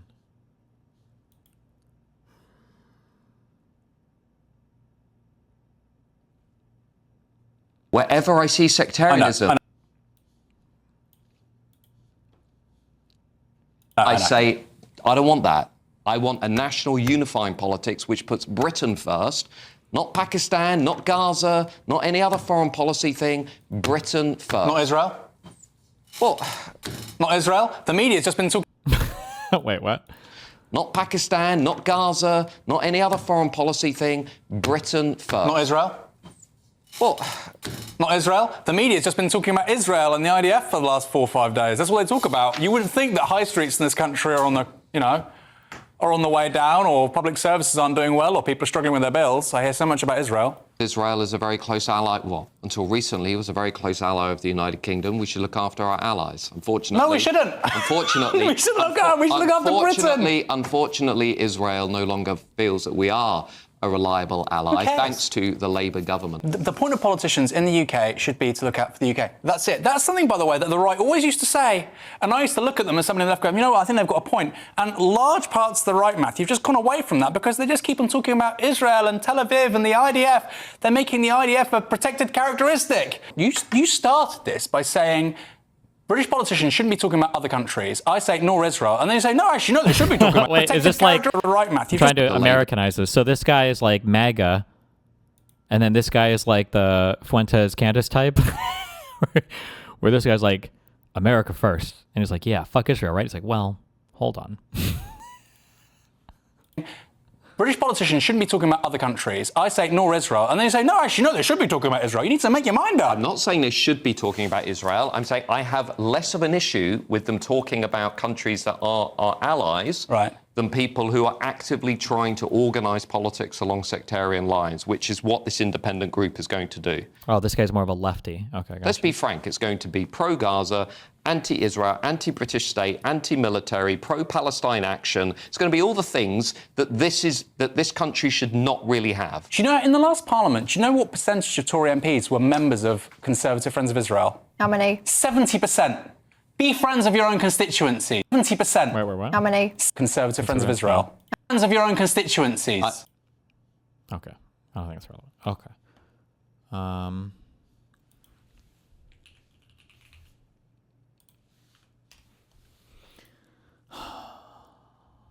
Why was I link this about Asmon? Fuck. After these people, right? And also at the end of the day, there's a lot of people that want an ethno-state. Like whether it's a lot of people in Japan that want that, people in China that want that, people in Israel that want that, people all over the world want an ethno-state. And I think that if you live in a sovereign country, you have every right to want an ethno-state. You have, like, that is not an invalid desire that a person can't, like, should not be allowed to have. If you say, I only want to be around people that are like me, then that's totally okay. Like, nobody should be able to be told that you can't be able to decide who you want and don't want in your own country. And it's not, this isn't an inherently bad thing. And the problem that I think a lot of people like her have is that they ascribe this like intrinsic goodness to assimilation, integration, and diversity. And sometimes it can be good, sometimes it can be bad, but it's not definitionally a good thing. There are a lot of really great countries that are pretty much completely homogenous, and there are other countries that I think are pretty great that are very multicultural. So this idea that you have to have this is ridiculous. And I think that the reason why it's get pushed is because these people use that as like a way to browbeat people. And I think that it's bringing up the Nazis. It is the original sin. It's because Nazis happened. Now you're not allowed to have a country with the same shared values. What Irish Americans said that about German heritage, I think it was the other way around. And of course that. Okay, I'm good. February 27th. Thanks so much for joining us tonight. A year ago. This was also a year ago. Okay. What is this? Oh, I did a racism. Oh no, I did a racism. Wait, is this the one? One of the things that anyone who attempts to speak their mind in public knows is that there is nothing more dangerous than making a statement of the bleeding obvious. However, since trigonometry is about having honest conversations, I frequently forget this and say exactly what I and millions of others think without filtering everything to avoid getting in trouble. Last week, this resulted in shock and outrage when in a discussion with Fraser Nelson about the difference between being British and being English, I dared to suggest that Rishi Sunak was British, but not English. Okay, we watched this stuff. I imagine that, I don't know if this will come up or not. Here's a flavor of what was said, where you can watch the entire 7-minute... We watched this.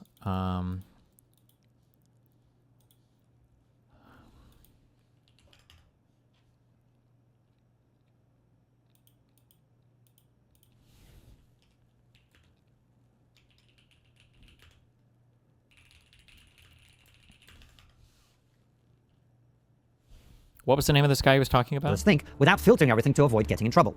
Last week, this resulted in shock and outrage when in a discussion with Fraser Nelson about the difference between being British and being English, I dared to suggest that Rishi Sunak was British, but not English. Here's a flavor of what was said, where you can watch the entire 7-minute discussion on our channel. I've always said, this is a very unpopular thing, that I'm not English, I will never be English. I don't think Rishi Sunak is English. We're both British, but we're not English. No, you weren't born here, you were an immigrant. Well, my son was born here. I don't think my son is English. I would say that Rishi Sunak is... Okay.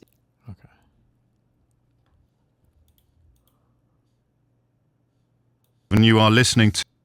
Let's see, what is this? For this debate on what I think is one of at least potentially the most divisive topics in politics right now. We're going to be asking, is immigration good for Britain? Now, if we look at the figures we've had since the Brexit referendum, I think it's safe to say that many thought the number would go down, not Konstantin is debating with Goodwin on her side. up. And yet, recently revised figures showed in 2022, net migration hit a record 745,000. In 2023, over 670,000. So, is this a good thing? Is this placing too great a strain on society? Or is this something we should start to look at differently and then how it's sometimes depicted in the media on both ends? Now, I'm going to pass over to the panel in a second, but just to get a sense of where the room is, I thought we could begin with a show of hands. So, don't be shy. If you think immigration is good for Britain, and granted it's quite a broad question for now, please could you raise your hand? Not that many hands. If you think immigration is bad for Britain, please raise your hands. Okay, good luck, Polly. and if you're not sure whether immigration is good or bad for Britain, can you raise your hands? Okay, so we've got some undecideds in the room. Now, just to do a little bit of housekeeping for tonight, it's absolutely fine to take pictures, but ideally no flash, so we don't squint at you. And also, there isn't an official hashtag. We were trying to come up with one, weren't we? But we thought you could do hashtag immigration debate, but I realize it's quite long. So, hashtag. Just a random thing. One of the funny things about doing debates like this, I know this isn't like a formal thing, but when they try to figure out like who won or lost based on how many people changed their mind, you're actually way better off coming in the underdog. Because if there's like 100 people in a room and 90 are on the opposition side and 10 are on your side, you only have to convince like 5 people or whatever, and you've you just have a much easier time. Whereas the other guy has to convince like those 10 people, or like it's just such a smaller crowd of people who are probably more, I don't want to say radical, but like if it's 10 against 90, they're probably really on your side, So. In debate was what we almost came up with, also not very sexy. And with that, I'm now going to go to our panel to introduce themselves and tell us any projects they're working on, or if you don't have any projects of. How cleanly do you expect the immigration talking points to map onto UK and US? I think there's a difference that's worth investigating, which is what I'm doing. So. Fun fact, Bridget Jones style that we don't currently know about you. It's passing the buck already. My name is Konstantin Kisin. I co-host a YouTube show and podcast called Trigonometry, and I write on my own Substack, which please do subscribe to. My name is Matt Goodwin. I'm a professor of political science, a senior fellow at the Gartum Institute, and I also write a Substack at mattgoodwin.org. Great. We have one, yeah. Most guys to hear. My name's Aaron Bastani. I'm the co-founder of Enviro Media, author of a book called Fully Automated Luxury Communism. And that's it. I'm an owner of a wonderful... Oh, man. Co-founder of Enviro Media, author of a book called Fully Automated Luxury Communism. And that's it. I'm an owner of a wonderful French bulldog and a father of a 4-month-old child. I'm Polly Toynbee. I write a column in The Guardian and do various other journalism. And I'm just finishing a book in time for the general election called The Only Way Is Up. Now, we're going to go to each panelist now to do 6 minutes, making their opening set of arguments. And then we're going to do a bit of exchange. There'll be a brief drinks break if people need refreshments, and then we'll come back for an audience Q&A. And to kick things off, Konstantin, please take it to the podium. There is no mic here, so thank you. Well, hello, ladies and gentlemen. I have a reputation for being controversial, so I'm going to open with something suitably provocative. I think immigration is great. That's it. I love immigration. I love immigration almost as much as I love ice cream. And I love ice cream. Not very controversial so far. It's quite popular. How many of you hate ice cream, just by a show of hands? About 3 of you, which is about the percentage of the British public that hate immigration. And I know this from my own experience, lived experience, which is what's very important nowadays. When I came to Britain in 1995, I was received with an amazing welcoming curiosity more than anything else. Not by everyone. I mean, I did have an incident at school where somebody said to me, and I quote, "Go back to Russia, you packy." I haven't spoken to that teacher since. Jesus, Not by everyone. I mean, I did have an incident at school where somebody said to me, and I quote, "Go back to Russia, you packy." I think we don't really use that term here, but I'm pretty sure it's considered a racial slur in the UK, right? I'm pretty sure it is. I haven't spoken to that teacher since. Worst geography teacher ever. But it's not just my lived experience, it's also fact. When I came to Britain in 1995, 3% of the British public thought that immigration was a major issue. 3%. By 2015, this figure was 56%. 56%. 3% to 56% in 20 years. This required explanation, and fortunately our media had one. They said to us in that period of time that the reason that the British public went from not caring about immigration. What? Was there a big thing that happened around 2013 that might have influenced opinions there, or? To thinking it's one of the most serious. Or did it grow steadily over time? Do we have, can somebody find me a poll on this for what he's citing here? Is there a poll over time that looks at this? This year is 2024, not 2023, right? Yeah, it's 2024. Issues facing this country in that period of time was racism. According to these people, Britain became 1,800% more racist between 1995 and 2015, which is about as plausible as Vladimir Putin's election result, or the idea that Jeffrey Epstein killed himself. What actually happened, of course, had nothing to do with racism and everything to do with reality. The reality that shortly after I came to this country in 1997, you enthusiastically elected one Tony Blair, who threw open the borders of this country. And if you think that's an exaggeration, you probably don't know that more people came into this country under the Blair government than had come into Britain between 1066, the Battle of Hastings, and 1950. More people came into Britain in 11 years under Blair than had come in 9 centuries. That's the scale of immigration we've seen. And that net increase, around 3.5 million people, is said to be repeated by the time this useless Conservative government limps out of office at the next election. Now, Konstantin, you said you love immigration. Isn't more immigration a good thing, right? Wrong, for at least 4 reasons. Let me give you them. First of all, consent. I love ice cream. But if you forced me to eat ice cream every day for 30 years, I'd get annoyed. Fat, diabetic, and annoyed. Not least because then I wouldn't be British, I'd be American. The British people have voted to lower immigration to the tens of thousands, where it was when I first here, over and over and over again. It doesn't matter whether you, I, Polly, Aaron, or anybody else thinks immigration should go up or down or should stay where it is. There is no mandate for what has happened in this country over the last 30 years, and there is no mandate in this country for what is happening today. There is no consent. It's anti-democratic and wrong and immoral. The second reason is scale. I love ice cream. But as I keep trying and failing to explain to my toddler, there is an amount of ice cream you can eat, and that's limited. Last year, net migration, as Katie mentioned, into this country was nearly 700,000 people in 1 year. Now, in the words of a man I'm sure our opponents greatly admire, quantity has a quality all of its own. Joseph Stalin. 700 people a year is not a number of people that we can credibly attempt to assimilate. It's not, and we're not doing this, by the way, because it benefits our country. We're doing this because it allows politicians to pretend that they're boosting economic growth in the short term. Like a toddler shoveling ice cream down his throat for the instant gratification. We are pretending there are no long-term consequences. And Matt will talk about some of those in a second. The third reason, and this is the great unsayable of the immigration debate, is that not all immigrants are the same. There are 10 times as many Polish people in this country as there are Albanians. And yet the number of Albanians in prison is almost twice that of Polish people. Not all immigrants are the same. Good examples. All the white ones, right? We welcomed over 150,000 people from Hong Kong into this country a few years ago. There are no Hong Kongese grooming gangs. We welcomed 200,000 Ukrainians. They're not running around the streets of London stabbing each other. Not all immigrants are the same. Culture, family structure, religion, ethnic background, and values, these things matter. Pretending otherwise doesn't help. Wait, hold on.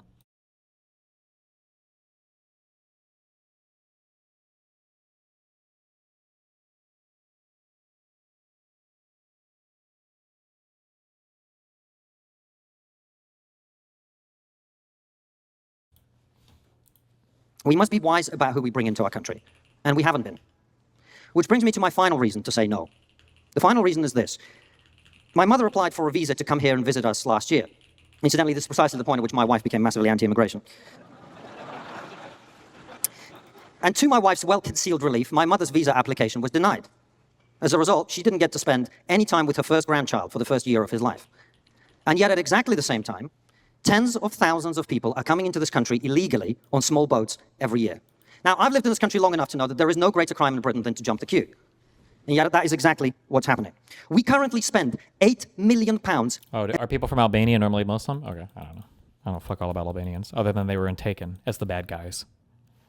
A day on hotels for illegal immigrants. £8 million a day. Now, I'm sure the majority of these people are normal people who are here to seek a better life. But there is no reason they should be coming here against our will and breaking rules that everybody else has to respect. Not least because not all of them are normal people coming here for a better life. Some of them are Abdul Yazidi.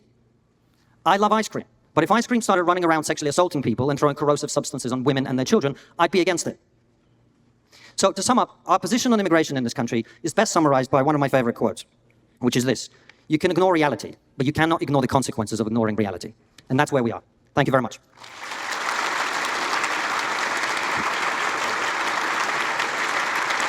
Great, and now, thank you, Konstantin, and now we're going to hear from Polly.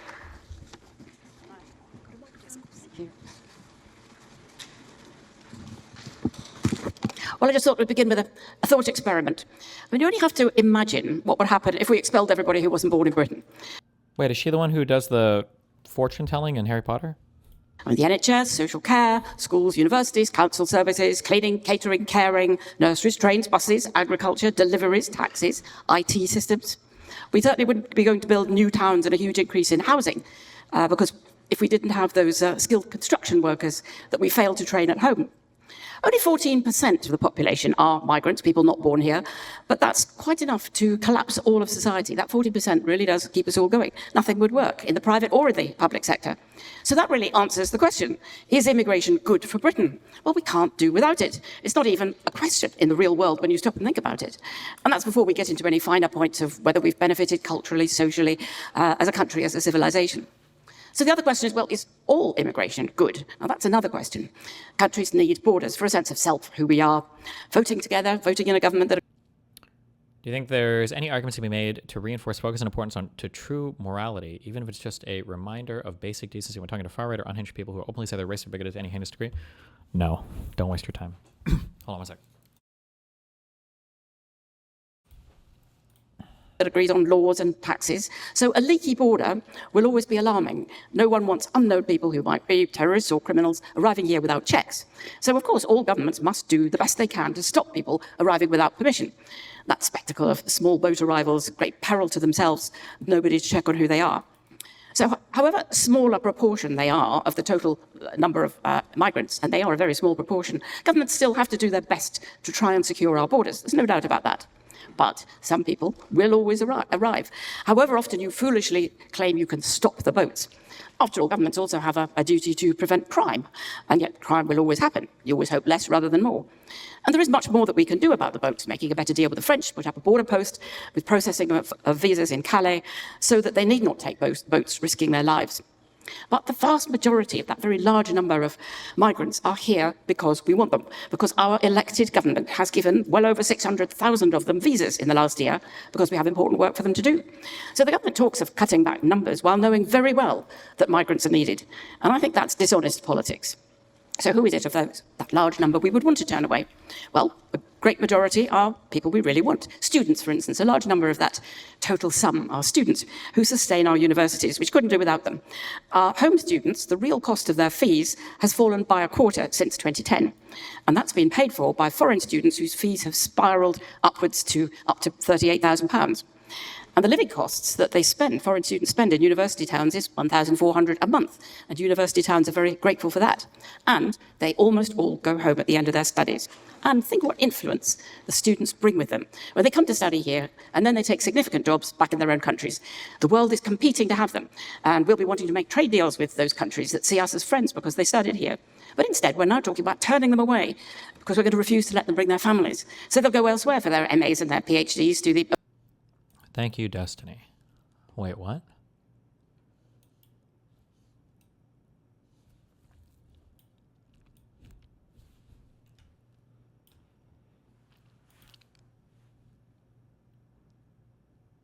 Will anyone be charged over daycare fraud? Oh. Oh, because I said there aren't going to be any charges because it was all bullshit. Oh, good job. And you made money on it. Good for you.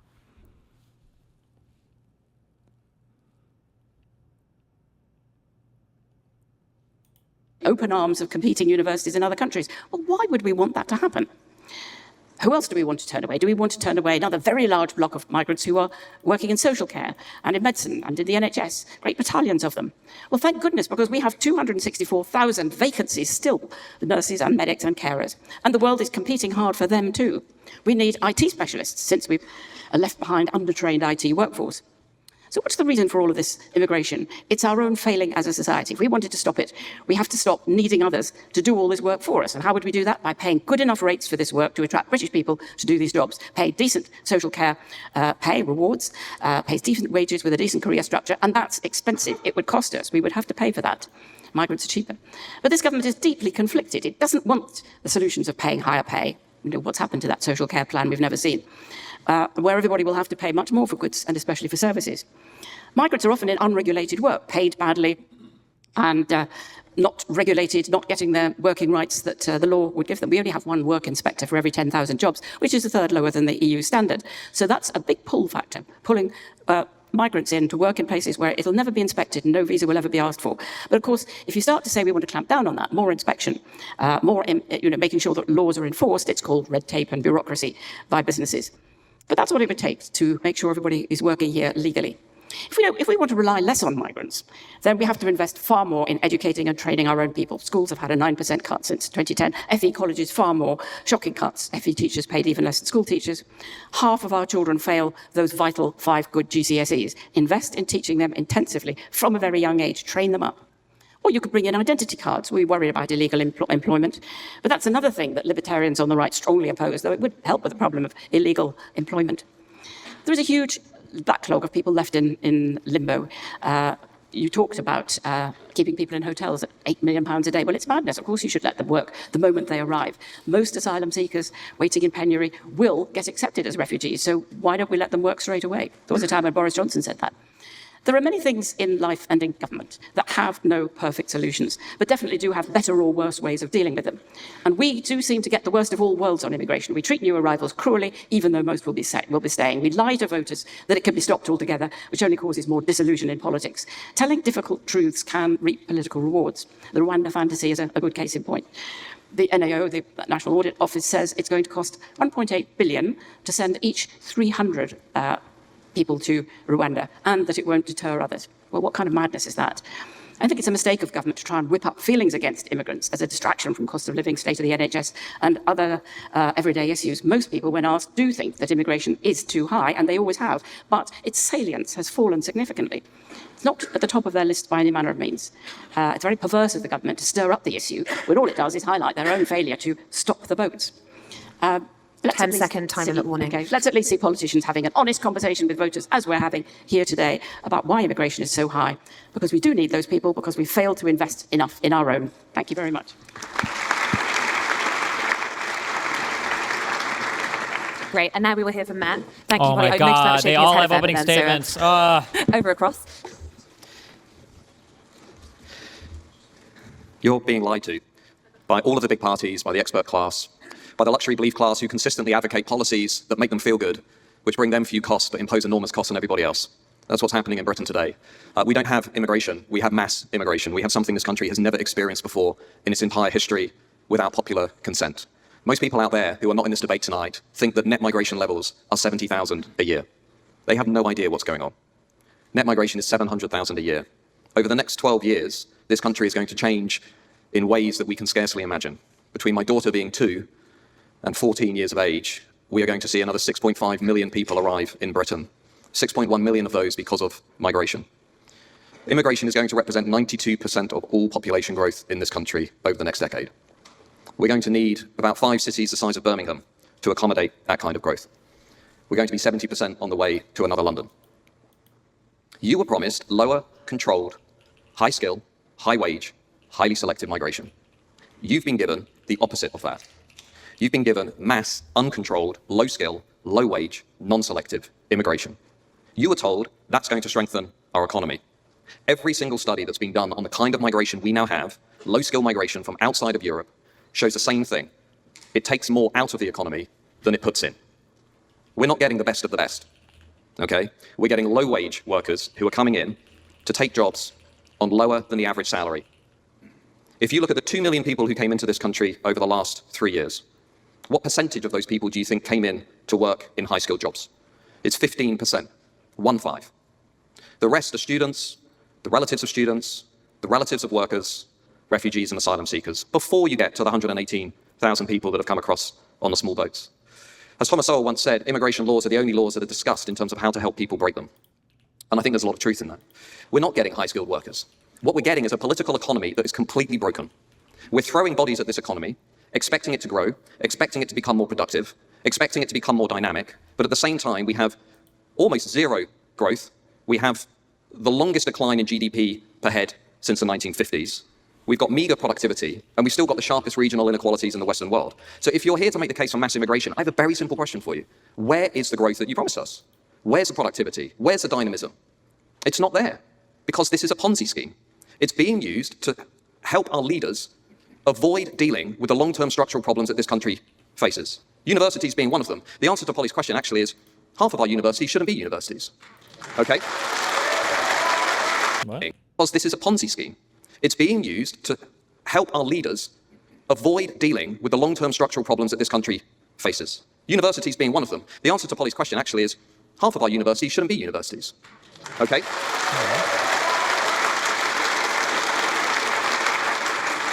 And I say that as a university professor. I'll tell you what's happening. We have record numbers of international students who are bringing their relatives, and here's what's happening at second and third tier universities. Those students are being used to plug holes in business models that are completely broken. The students come in to do one-year MAs, about 25% of them drop out before those degrees are finished.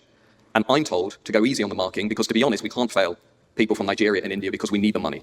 If that's the answer to building a dynamic, innovative economy, it's not the answer that I want to see play out in Britain. The reality is what we now have is immigration austerity. Because if you look at where we're going over the next 10 to 15 years, just think for a minute about what another 6.5 million people means for the NHS. What does it mean for GP appointments? What does it mean for schools? What does it mean for social cohesion? And what does it mean for integration? You cannot have an integration policy while running that level of immigration. It's impossible. So I ask you a simple question. Do you want to live in a safe and secure home? Or do you want to live in a low-budget hotel, which is falling apart, where you have no idea who's living next to you? Because that is where we are going. The pace of scale and change that we're going to see over the next 10 years is going to make the last 20 years look like a trailer. So we need to get serious about immigration, and we need to get serious about what it's doing to our country, including how it's driving our housing crisis and undermining levels of social trust. Robert Putnam has shown this. In highly diverse societies that don't manage migration, the first thing that goes is social trust.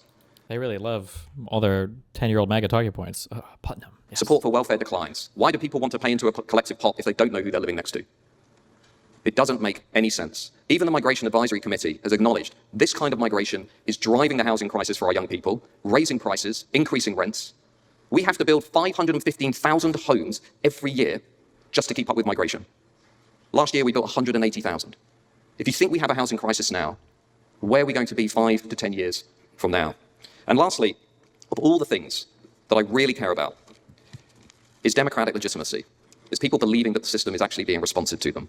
And the blunt reality is on this issue for the last 20 to 30 years, the British people have been consistently lied to on this issue by all of the big parties, Labour and the Tories. In fact, the Tories more so.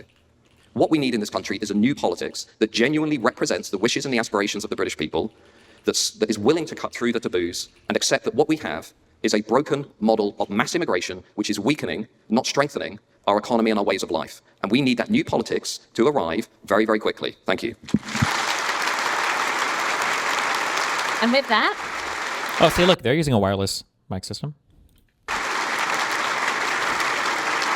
Thanks, Matt. And with that, let's now welcome our final panelist, Aaron. And then we'll get to some debate. Of course, we're already running over schedule, but I have complete belief you're going to do exactly 6 minutes. Okay, I'll leave that with you, Katie, because I'll take this. Let's see, 6 minutes. I was always told by teachers, professors, answer the question.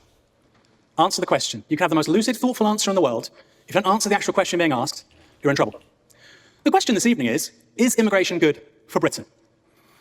Now, dare I say this is a very capacious question. I certainly believe immigration can be good for Britain, and indeed anywhere. The most technologically, economically sophisticated country on earth, the United States, has a great deal of immigrants. So it's certainly not a recipe for failure. And I certainly believe Britain has benefited from the presence of certain migrants, whether that's Freddie Mercury, Hans Holbein, or Michael Marks. Without Michael Marks, of course, we wouldn't have Marks and Spencer. Where would we be without M&S Gold luxury tea? I know I'd be in a bit of a sticky situation. Next, I have no interest in defending our present model. Saying I do, or that the left does, is a straw man.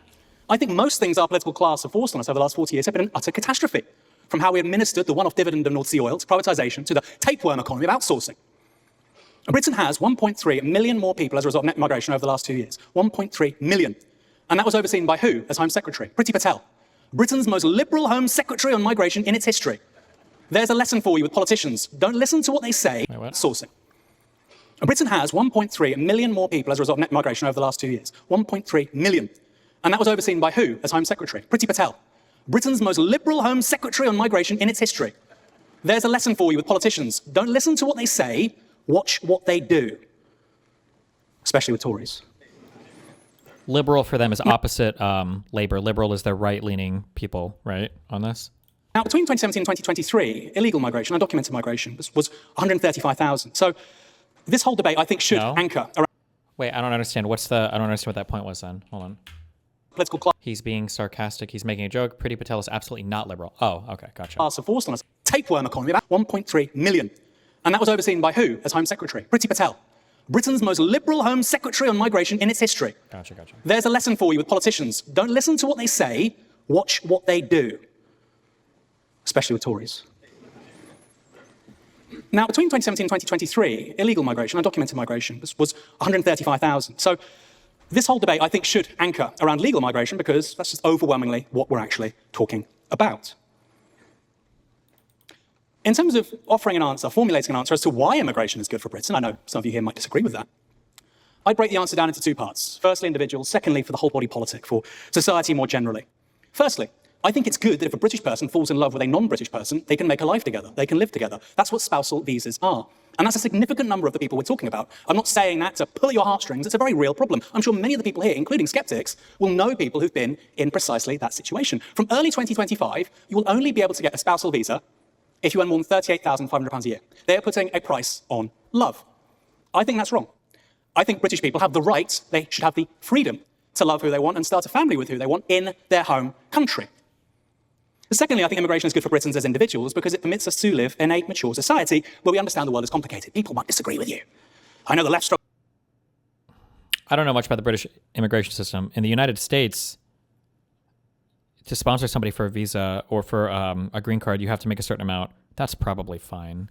I don't know how I would feel about a very broke person falling in love with somebody who lives in another country and then they can sponsor them for citizenship. And now you have like two people on welfare. I don't know about that one. I don't know about that one, Chief, but okay. Struggles with that in particular. North Korea does not benefit from its citizens only meeting compatriots who look, sound, and think like them. So a successful, intelligent society will necessarily have a certain amount of immigration. The question, of course, is how much. Thirdly, let's turn to the national interest rather than individuals.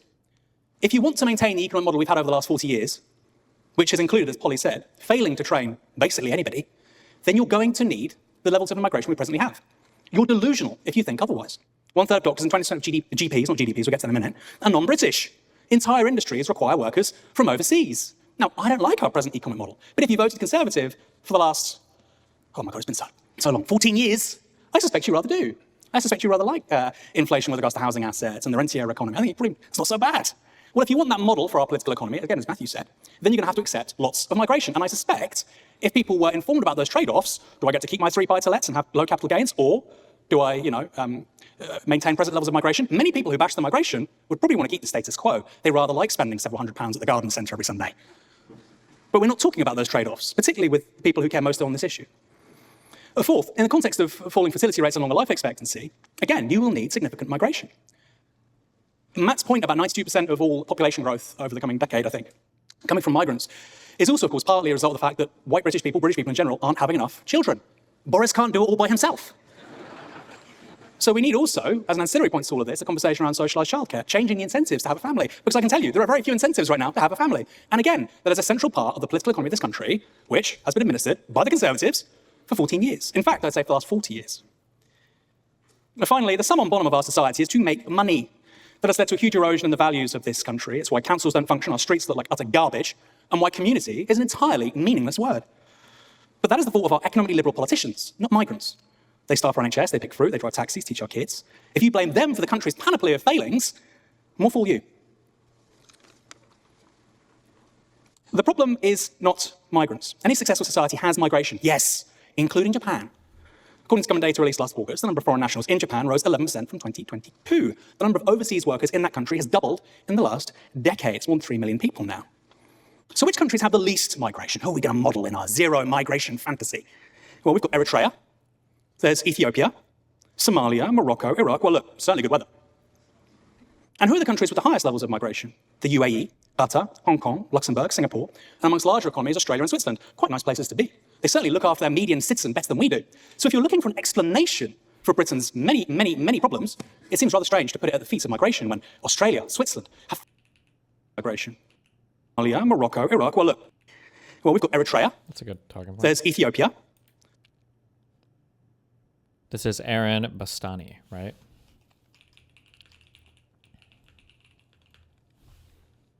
Somalia, Morocco, Iraq. Well, look, certainly good weather. And who are the countries with the highest levels of migration? The UAE, Qatar, Hong Kong, Luxembourg, Singapore, and amongst larger economies, Australia and Switzerland. Quite nice places to be. They certainly look after their median citizen better than we do. So if you're looking for an explanation for Britain's many, many, many problems, it seems rather strange to put it at the feet of migration when Australia, Switzerland have 30% of their populations drawn from non-native people. Well, of course I'm right. It's quite obvious that if you are saying high levels of migration lead to a fall in living standards, and I throw back Switzerland, you might be in trouble. But anyway, we can get back to that later in the Q&A. There is absolutely a case for migration being a major net good. It has its problems, it has its downsides, but it's good. And it can work for the UK. Just because the Conservatives have utterly mismanaged the present system for 14 years, as they have with so much else, it doesn't change that. And I'll finish with this. The monomania from Conservatives on migration leaves them ill-equipped to actually understand so much of the modern world. I'll often tweet, my high street looks like crap. Is the current British government that's like all Labour people, the first like left-wing one, because they keep saying this talking point in 14 years, was this like over the last year it finally changed? Because this debate is about a year old, I think. Has it been? Okay. The council's procurement strategy means that pavements look like a patchwork quilt, and people say, it's migration. And that leaves you very, very poorly equipped to understand the failures around outsourcing, public ownership, privatisation of things like water, mail, rail. And I think as a political ideology in the long term, it's really to your detriment. There was polling out earlier today giving Labour amongst under 40s Saddam Hussein-style consent. It was about consent, that's a funny one. And if you want to prepare for the 2030s, the 2040s, and thinking about a different kind of political economy, of course you want to care about migration, I understand why, but not this monomaniacally, because it really is deadening your analytical skills to actually solve the problems which all of us care about. Thank you very much. This guy seems based. Great.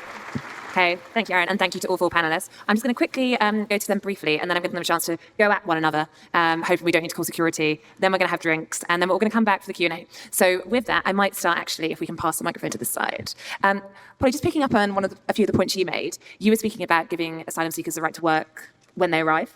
And I wondered, first off, do you accept that the view in the Home Office is the reason you can't do that is because it's offering a further incentive to those who want to cross over on small boats. So do you think there is a risk with that idea? And then secondly, you talked about how we shouldn't demonise those affected in this, but is there also a risk on the other side? Lots of people at the moment feel they can't talk about their concerns about immigration without being accused of having quite extreme positions. Sorry, it's so echoey here. I'm having a lot of trouble hearing, actually, what you're saying.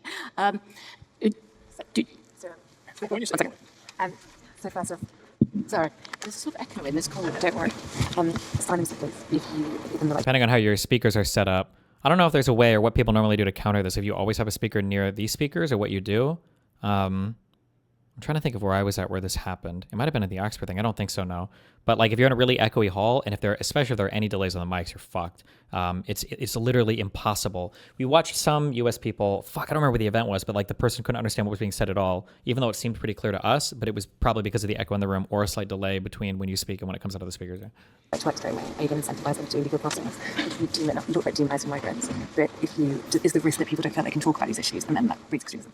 About asylum seekers, well, the thing is, they're going to get, once they're here, 75% of them are going to be granted access anyway. So what are we doing, locking them up in hotels at vast expense, and unhappiness to them and to those all around who live in those areas? It's a very bad idea. Much better to let them get jobs straight away. And if that's an incentive, I don't think so. The National Audit Office looked at, as well as looking at the costs, they also looked at what the pull factors were and said very, very few migrants on the way here have any idea about what the rules are about when they can work, if they can work, are there benefits, what can they draw, what rights do they have. They know nothing at all. So the idea that fiddling around with certain kinds of punitive ways of treating them when they get there will somehow deter them, or indeed that Rwanda will, I think is just wrong.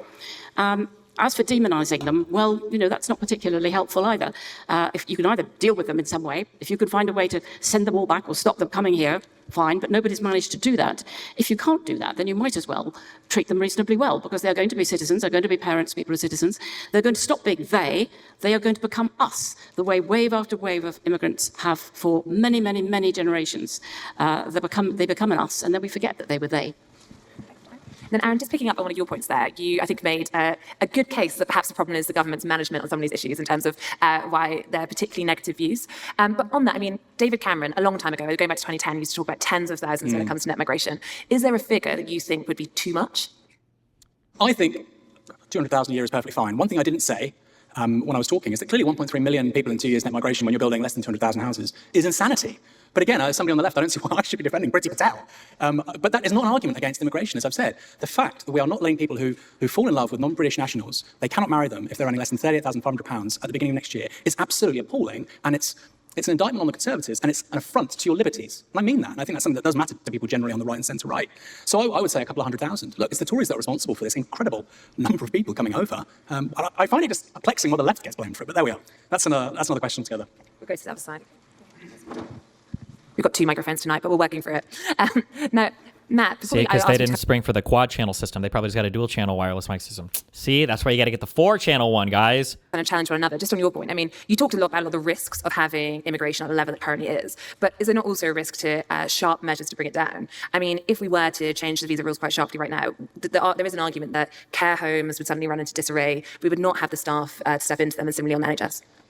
Yeah, well, I'm going to challenge a few of those points later on. Yeah, because I think we're in cloud cuckoo land. We're nearly moving on challenge.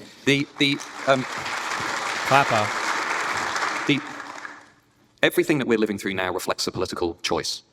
Our leaders took a choice, beginning with Tony Blair and then carrying on under David Cameron, to turn us into a country of mass immigration. That was a choice. We could make a choice to have a different future if we wanted. And in sectors like social care, higher education, NHS, we could make a set of different choices. We could say, let's expand the number of medical school places for British kids. Let's start investing in our kids to become NHS doctors. Social care, the social care system, we could pay people more money. We could reform social care, which both parties have put off doing, so we don't have to generate a Ponzi scheme, which is what we're currently running, whereby, let's be frank, when you get old, and we will all get old and we will need care, some of the stories that we are now reading about on a pretty regular basis about what is happening in the social care system are horrific. I don't think many of us want to be looked after by somebody who cannot speak English, who cannot communicate with our relatives. I don't think our children should be taught in schools by teachers who are not trained to the same standard as British teachers are. And I don't think we should be looked after in the NHS by doctors from overseas who are not trained to the same extent as British doctors here. This is not controversial. This is just what most people think. And when Katie said at the outset this is a divisive issue, this isn't actually a divisive issue. This is an issue in which 80% of people out there in the country say, I want less migration, and I want to live in a society that has a principle of national preference, which is the safety and security of the British people and our children comes before anything else. That is where the average voter is, and that is where this room is. Now, Aaron wants to come back to you on that point, so we're about to open it to the panel, but just before we do, Konstantin, just touching on one thing you said, you made, I thought, an argument really in favour of some of the humanitarian schemes when it comes to some of the figures, some of the groups that wrapped up in the net migration figure, saying, look at the Hong Kongers, look at those who come from Ukraine. So do you think that the rough figure, because 170,000 on humanitarian schemes from those, is a fair and a good amount to be letting in? And you didn't mention Afghans, and I wonder where that fits in. Well, I think first and foremost, by the way, Matt, just to your point about this being a divisive issue, I think what Katie meant is it's a divisive issue in this sort of postcode. Outside the country, less so. But in terms of your point, Katie, my view is that numbers are less important than culture and values and ability to... God, fuck, I was just going to say that. Oh, fuck, I was just going to say it would be interesting to talk more like factually about the issue, even compared to the Mac guy to the left of him. I feel like these people pride themselves on not knowing anything about anything. Like, everything is so flowery and touch and go and abstract and nebulous, and I hate the... Like, what do you think is the appropriate blood pressure for a person to be healthy? And it's like, well, I think it's more about, like, the color of your skin and if it's rosy enough and how happy you are when you wake up and you see the sun. And it's like, I hate it. It just, nothing communicates to me less genuine interest in a topic and less intelligence or willingness to critically engage with the topic than not ever wanting to speak about any of the numbers ever. It's like, well, it's actually more about culture. Oh, so like this unquantifiable thing that you can kind of say whatever the fuck you want about and never be 100% incorrect because you're not actually even staking out real positions. You're just basically arguing your feelings about things. It's so fucking annoying. In terms of your point, Katie, my view is that numbers are less important than culture and values and ability to assimilate. For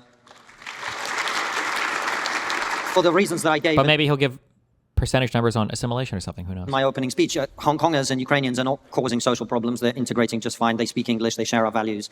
And they're going to be contributing to our society for decades to come. The problem is that not all immigration is of that nature. And that's something we have to be blunt and honest about, and we just haven't been. I'm opening to the panels. Aaron, you want to reply? Like, these were just true. Like, these were things that just... Like, he didn't even really say anything. Like, not all immigration is the same. Like, yeah, no shit. Duh. Like, what? You're not even saying anything. It's Matt. On the point of care homes, why do you think so many low-pay workers are in that sector? And it's true. Often the standards of English, etc., are nowhere near what they should be. Why do you think that is? It's because asset management funds look at elderly care as quote-unquote an asset class, just like they do with water, just like they do with municipal projects all around your towns and cities. These are assets. And there are things called closed asset funds. They buy cheap, they sell high, they get in, they get out. And that is the logic being applied to so many of our public services, including elderly care. They want the cheapest possible workers. They don't care about the quality of service. Now, how many people on the centre-right, Matthew, and I know we've spoken about this, only you have actually a very coherent position on this, but let's be real, how many people on the centre-right want asset management firms out of elderly care?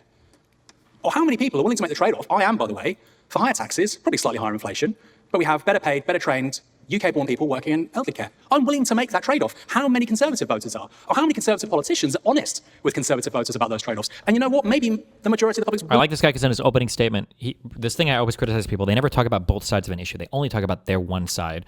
And he was very good at addressing both sides, I felt, in his opening statement. And he's doing it here too. Like, listen, if you want this thing, which we all should want, you have to be willing to pay a little bit more otherwise. But when you have like a magical...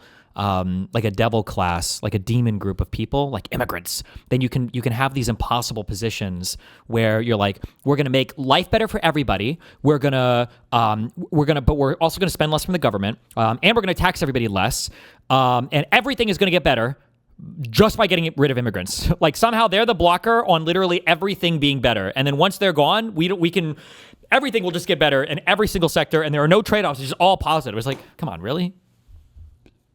Willing to do that, but they're not even willing to take the conversation in that direction because they're obsessed with the idea of a low inflation, high growth, low tax economy. Well, when you haven't funded public services for 40 years, you cannot square that circle unless you have huge numbers of migration. So you are being lied to, but I'd say you're being lied to, but you're also being not told the truth by omission. That the reason why somebody can't speak English to a relative of yours in an elderly care home isn't because the Tories love foreigners, it's because of asset management funds. I actually agree with Aaron. I agree with you. I just want to add to that. I mean, Matt, the day I see you advocate the sort of costs it would take to establish this cultural Britishness, I mean, I agree, and Aaron agrees as well. If you can really produce high-quality training, education for everybody in this country so they can fill all those jobs to the absolute best standards, hooray, good on you. But I've yet to see you advocating That's always mysteriously absent. Now, this maps on very cleanly to U.S. conservative talk, where they always want to talk about, like, it was the classic, like, we need to stop supporting Ukraine so that we can spend that money on Americans. It's like, okay, well, we kind of basically stopped supporting Ukraine. Are we going to spend the money on Americans now? No. Oh, okay. Very high taxes and much greater equality in pay all the way through society. But I look forward to you saying that. I have no problem at all in saying we should be paying workers in those sectors a lot more money than we currently are. I agree with much of what Aaron says about how we are hollowing out public services. It's why I call it immigration austerity. That is essentially what's happening in the NHS, social care, in higher education. Is it immigration austerity or is it just austerity? What, like... Because it sounded like, just pulling from the wiki though, and I'm listening to this guy talk more, so I have more than just, because wikis can be biased, I understand that. But if this guy is truly a person who just believes in, because he's running for reform that wants to reduce taxes, cut public spending, limit immigration, like where's the additional training and everything coming from if you're cutting public spending, reducing your income? Like, I don't know. Maybe he'll get into it here, I guess. We are using mass migration to put off the difficult choices we need to make as a country. But I just want to come back to what you said about a separate issue, which is illegal migration, because what you were setting out, Polly, is a recipe for disaster. What you were saying is that of the 114,000 people who entered Britain illegally over the last 5 years, and we've got maybe about 1 million people in the country illegally currently, is we should not only not provide any deterrent at all for other people to risk their lives by crossing the channel, but we should actually incentivize them to come over by giving them jobs and giving them more support through the welfare state and so on. And I actually think that's deeply problematic for several reasons. One is, I'll give you two words, Abdelaziz. Let's start there. Abdelaziz was somebody who entered the country illegally. He applied for asylum twice, was rejected twice. He then committed a serious sexual assault. He then was convicted in court and then applied for asylum for a third time and was this time accepted because a priest signed off on his application. Abdelaziz then took a car down to London and poured acid over a mother and 2 children, which, by the way, is why chemical attacks against women in Britain are now at the highest... well, hold on. What did the mom and children do? Okay, we got to ask that. Maybe they were really fucking... Just kidding. ...rate across Western democracies. We have the highest rates of chemical attacks against women in this country in the West. You don't hear that very often, by the way, in The Guardian, but it's true. Why is that? Why is that? It's because we're actively incentivizing people to come into this country who do not share our values, who do not want to live according to our ways of life, and who do not respect British law. The security services have said this very openly. They are monitoring daily. Okay, so that is bad. But also, wait, what about the... wait, why did the priest guy sign off on him? Or what is the...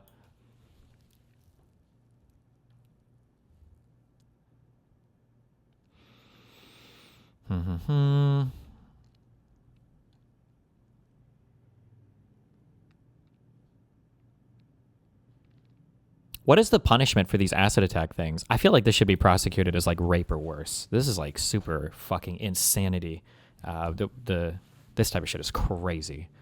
But, okay, sorry, wait. What was the...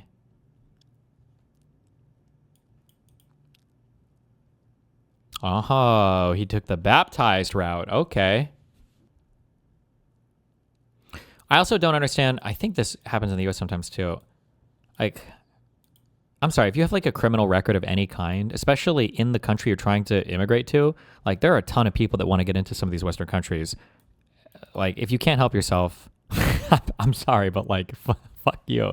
I think maybe I might make an exception to that rule for like infractions, like civil infractions. So like if you jaywalk or get like a speeding ticket, and maybe that's not a thing that would be factored in. But like, especially when we talk about felonies or like violent crimes or whatever, I don't know how.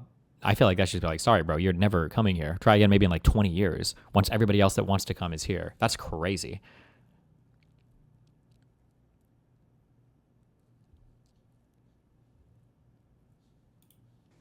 Many of the people who are coming into this country illegally. We need to get serious. Read main attack part. What? Am I going to find a good justification for him having done it? There's no way. Or I don't... What, it seems fucked. What?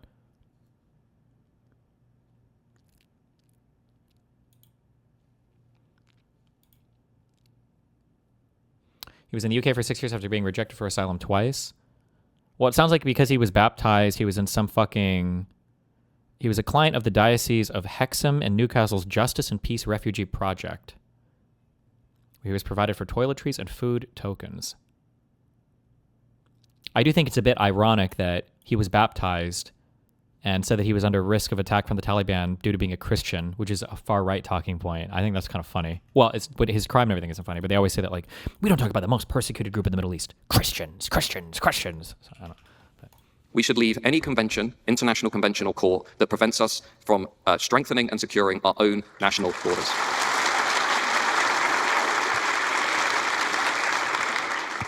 I think it's quite low to use anecdote instead of figures. Of course there are stories. Do you think there aren't stories about, all sorts of people who commit crime? He did use an anecdote there, but I think anecdotes, I don't even think they're Logos level bad. Like, I don't think you're bad logic on an anecdote if you use an anecdote to support a stat, right? So I think acid attacks are per population higher in, I don't know if it's London or the entire UK, then I think almost any other country in the world per capita. I don't know if it still is, but I know at one point it was like that. So to have that stat and then to back it up with an anecdote or a story, I think it's fine. It's because you're catching all the discrete stat Logos people, and then you're doing the appeal to an actual story or whatever, your pathos people, right? And you take someone who commits a crime and says, oh, well, that represents think that would be all migrants. I mean, it's not the way to conduct this argument. I think we've conducted this argument on a higher level than that, on the whole.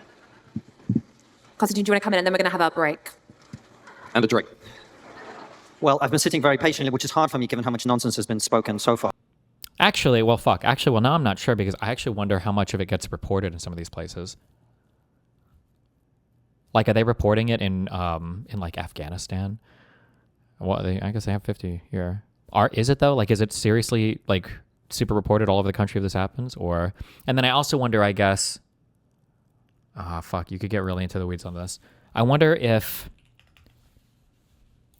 like, let's say that you live in, let's say you're in Afghanistan or Pakistan, and let's say that you have rules where you're allowed to like kill a woman if she's like adulterous.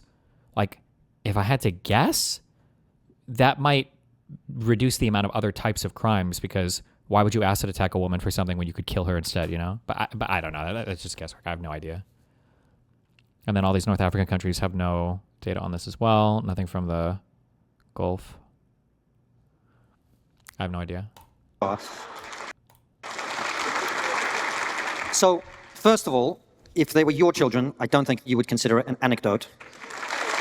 If they what? Hold on. First of all, if they were your children, I don't think you would consider it an anecdote. Well, it still is, but okay.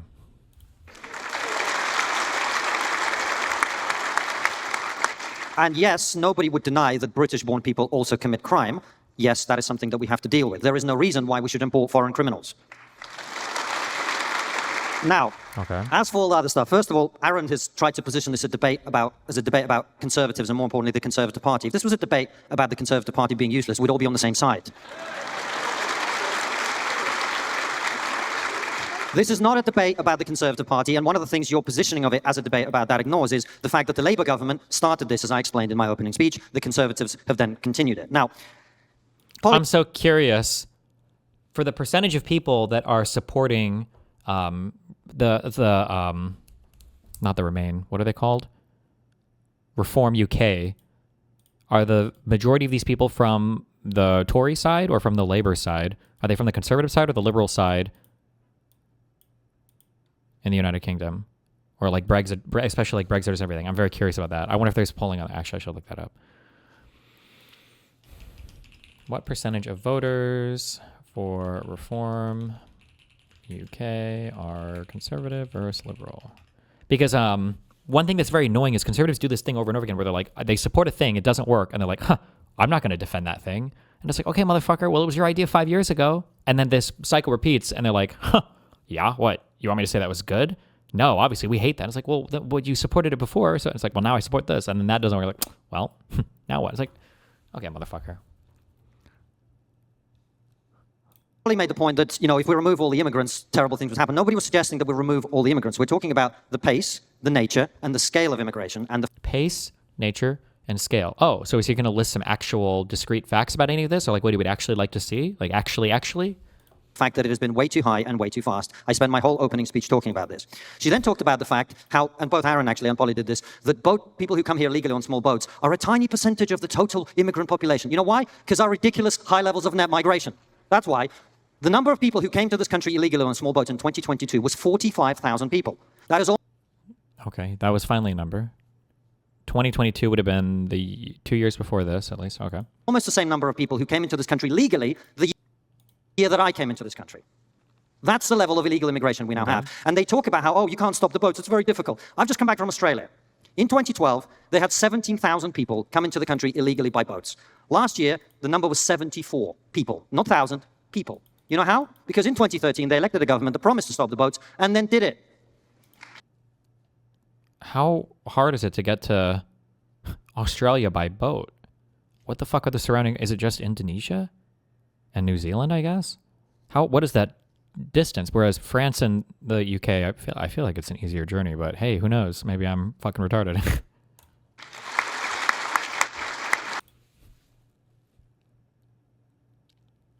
Oh, and Papua New Guinea.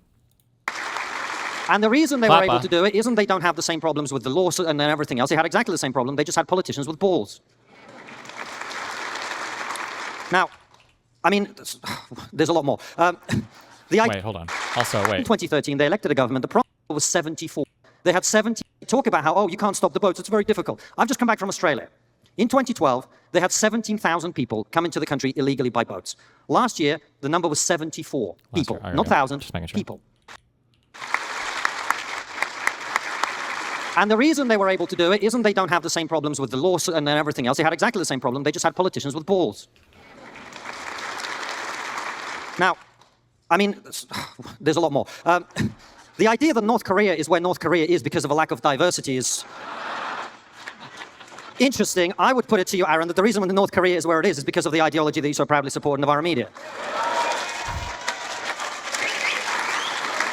Well, I mean, North Korea's commitment to illiberal values and being an authoritarian regime that doesn't allow any outside influence, whether it's ideological, economic, or like people, I mean, is kind of a part of that. It's a little tongue-in-cheek to imply being anti-immigration is like being North Korean. But I mean, like a lot of their policies are, we need to be like net exporters, we need to be anti-immigrant, we need to be protectionist, autarky as fuck. I doubt North Korea produces all their shit. I'm sure they get a lot from China. But I mean, like these kind of fall more in line with that camp. But okay. And finally, let me find a note of agreement. I actually do agree with Polly about the need for high wages. But of course, why would employers pay anyone high wages when they've got low-skilled...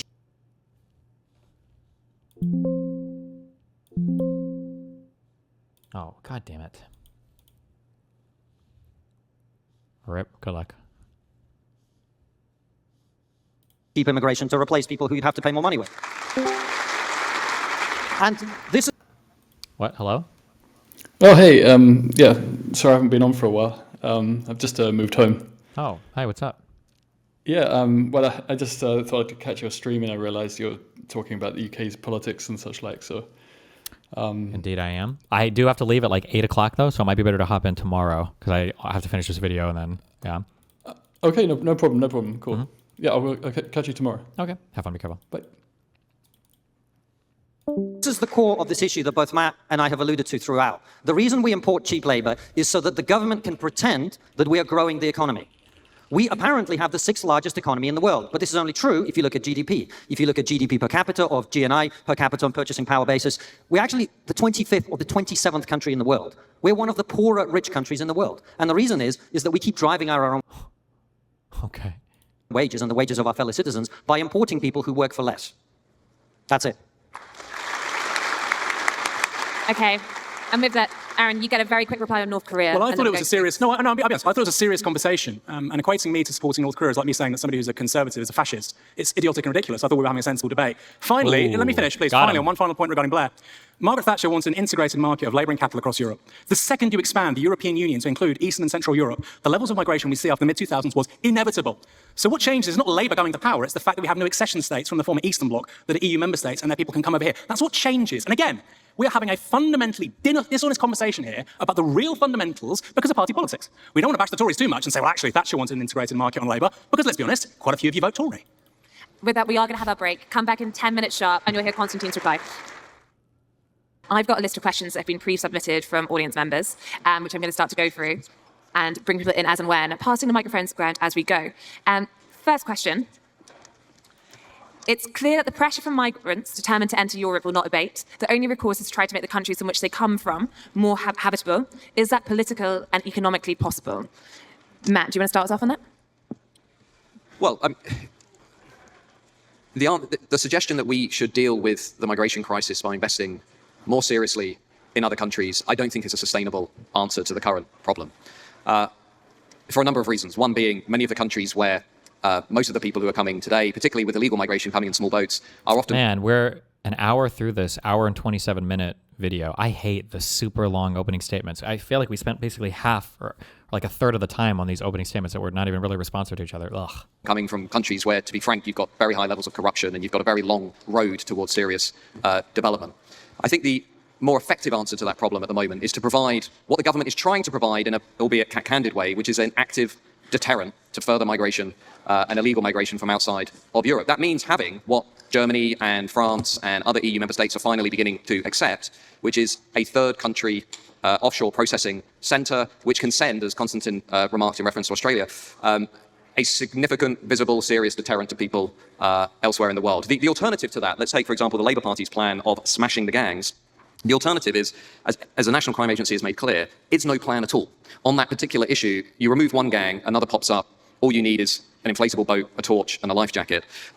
So we're not going to solve any of these problems unless we first strengthen our own border and provide an active deterrent to people coming over. And that is not going to be popular in SW1, and it's not going to be popular among parts of our media class, but it is, by the way, what most people in this country want. Here's something you don't hear very often in the papers. More people in this country support the Rwanda plan than oppose it. Most people in this country do think the small boats represent an invasion, as Suella Braverman said, and more people in this country would support leaving the ECHR if it meant we could control our own borders. These are unpopular points to make in SW1, but they are also facts that are supported by evidence. Further to what Matt said, I actually think we've got to be even more blunt and honest about this issue. There will always be inequality in the world. There will always be countries that are poorer. There will always be countries that are richer. And the problem we've got ourselves into in the Western world is we've forgotten something that used to be quite common sense and consensus around all our countries, which is the idea that countries need borders. I have a whole chapter in my book, An Immigrant's Love Letter to the West, where I quote over and over and over again people who are left, right, up, down, etc., from about 3 minutes ago, from Barack Obama to Hillary Clinton to left-wing politicians in this country, who all sound like they're far right now. Because everybody used to agree that countries need borders. Yes, of course we can help other people in other parts of the world. And by the way, Western countries do a hell of a lot of that, actually. We contribute quite a lot of money to improving other parts of the world. But ultimately, some countries will be richer than others. And I'm afraid we're just going to have to be honest and say, we get to choose who comes in our countries. Sorry. Wow, so brave. Clapper. And picking up on that, I have another question here. I'm going to come to Aaron, which is, do you think there is a situation whereby leaving the ECHR is now necessary in order to control illegal migration? Well, this is what how many things do they have to leave, right? I feel like there's so many excuses. Like, we need to leave because we can't control our borders in the EU. And it's like, well, no, you're not part of the free trade area, so you can. Except, well, they still force us in other ways. Okay, fine. Well, you Brexit. Now can you control them? No, it's like still record numbers of immigrants. Okay, well, now what? Well, we have to leave the ECHR. Like, how many things do you have to leave before you recognize that, like, maybe it's not all these other external things that are forcing you to take everybody. Maybe it's you're trying to shore up labor markets and everything's kind of fucked and falling apart. And I don't know. But maybe this is the last thing. After they leave this, it'll be okay. And then... find so fascinating? Yes is the short answer. But you've had, this is... What was it? ECHR is now necessary in order... Do you think there is a situation whereby leaving the ECHR is now necessary in order to control illegal migration? Well, this is what I find so fascinating. Yes is the short answer. But you've had, this is again, I try to be remotely objective, and I tell people my political views so that that's, you're informed about the context of what I'm saying. But I think objectively that's the case. What I cannot understand is after 14 years, the Conservative Party have done nothing on the ECHR and they've done nothing on the Supreme Court. It's absolutely remarkable to me. As I understand it, and please, if there are any legal scholars here, correct me. I don't even think Parliament scrutinises who become judges in the Supreme Court, which is that happens in the United States, for instance. That seems like quite a simple thing the Tories could have done. So on this issue, and I suppose I'll throw this out to people out there and to you guys, this isn't just beating a dying dog, aka the Conservative Party. There is such a huge gulf between the rhetoric on this stuff and then just basic reformist policies. So ECHR is very radical, but I think yes is my answer. But you could do far less than that and still make a big, big difference, but the Tories don't seem interested. Would you want to come on that? I wonder if you'll be the figure on the panel who is not in favour of the ECHR leaving it. I mean, the very idea that we might leave the ECHR is so appalling that we would put ourselves into being a pariah state. Haven't we learned our lessons from Brexit? What happens? First it didn't Brexit go so well, did mention. it? Finding ourselves isolated and out on our own hasn't gone very well. We haven't made great new alliances, we haven't made great new friendships or trading relationships or anything. It's all been lost. Where is the sovereignty that we've gained? And this is one of the reasons why Trump is such a bad politician. He's such a bad political leader. Is I feel like the United States should have been scrambling to create some kind of strong relationship with the United Kingdom instead of, I still don't think we have a trade deal ironed out. I think we put them on the tariff list, even though I think they were a net exporter, or we were a net exporter to them. One of the few countries on the planet we were a net exporter to. Trump doesn't even reward his political allies, arguably, I say that very broadly, in the United Kingdom when I think Brexit and MAGA movements were really closely aligned in a lot of rhetorical ways. It's crazy that he just kind of hung them out there to dry and said, yeah, fuck them all, Jesus. It hasn't felt like extra power or extra control. Of course, everybody feels they haven't got enough control over their life. It's part of living in a democracy that, when there are 70 million people or whatever, we can't all be in control. But the idea that we should continue to break away from old alliances and old agreements seems to me to be grotesque and deeply, deeply mistaken. And if it's just because of immigration, if that's what it was that caused Brexit, well, that didn't work at all well, did it? And, it was plainly a large part of it because so much of the campaign was really about that. I mean, on that point, before we go, I'm about to go to Konstantin, but before we do, let's do another little brief show of hands if we're feeling brave enough, which is who in this room voted leave? Okay, yeah. And who in this room has, thinks Brexit has been a success? Yeah. And does anyone in this room regret their vote? No. Okay, still waiting for Brexit, but feeling good about the vote seems to be the mood. Konstantin? Very briefly. How many people? I saw one person here raise their hand about the Brexit vote. but I can't see the full crowd, so. I don't think the ECHR is an old alliance. It's just a core system of law. But I actually wanted to ask Aaron a genuine question, which is, your organization is influential within the Labour Party, I think it's fair to say. I think it's fair to say we're about to have a Labour government. And I think it's fair to say that you agree with Matt and I that we shouldn't have illegal immigration. And you've just said that the only way to stop it is to leave the ECHR. Does that mean you will be pushing the Labour Party, when it gets elected, to leave the ECHR? Spicy. So I think that the UK needs a massive constitutional overhaul. And I think I would be perfectly happy. There are some shibboleths which liberals are attached to, like the Supreme Court, this venerable Supreme Court, which has existed since 2009. I don't care about the Supreme Court. I care about, I would like to see probably PR and an elected second chamber. But that's the sort of... Oh, because the House of Lords is not elected, right? They get there's a lot of weird ways, I think. Is that what he means when he said an elected second chamber? That like the House of Lords should be composed of differently? I don't know anything about how much that would change for their shit. I don't know. PR and an elected second chamber. That's the sort of thing that matters to me far more. And in terms of ECHR, treaties come and treaties go. I would like to also see a minimal codified constitution, codifying things like the right to freedom of speech, freedom of association. And again, I find it fascinating that you have politicians of all stripes who say, free speech, okay, well, can it be codified in law as my right? Every kid gets a small copy in their pocket, they're taught it at school. No. So it's not top of my agenda. And by the way, if you care about this stuff, getting rid of the ECHR and getting rid of the Supreme Court would be incredibly hard to do. It would take a whole parliamentary term. You might not be able to do it. It would expend a huge amount of political capital. So would it be up there for me alongside public ownership of water, mail, rail? No. But if you care about this stuff and that's your number one priority, then that's what you should be doing, sure. Can I just add a quick word about... Is that like a political saying or whatever? Water, mail, rail? Are these like, what is it, like utilities, government services, and like trains and shit? Is that... About constitutional reform, absolutely right. Doesn't be just not only what you say about the need for reform, but if we had proportional representation, I think that those people who feel passionately about immigration would be better represented. I think it's quite wrong that so many people on the... No, literally water companies, mail companies, and rail companies being nationalized. Oh, okay. What I about immigration would be better represented. Okay, sorry. Not only what you say about the need for reform, but if we had proportional representation, I think that those people who feel passionately about immigration would be better represented. I think it's quite wrong that so many people on what I regard as quite far right have been denied their own party, and indeed so many people like you on the far left have also been denied it. And I do think that some of the anger would be taken out of it if you had people properly represented in Parliament. I'd also like to see them properly represented in our media class. Wow. Clapper. Woo! But I guess that's why we write Substacks. That is why we write Substacks, because we're genuinely independent of the legacy institutions, which have consistently failed to understand what Brexit was really all about, as has the Tory party. So I think what essentially has happened, the whole premise of Brexit, all the research makes this clear, two motives: to create an independent, sovereign, self-governing nation with lower immigration and control borders. That's not a difficult political project to deliver. Okay? Now, what the Tory party decided to do was deliver the opposite of that.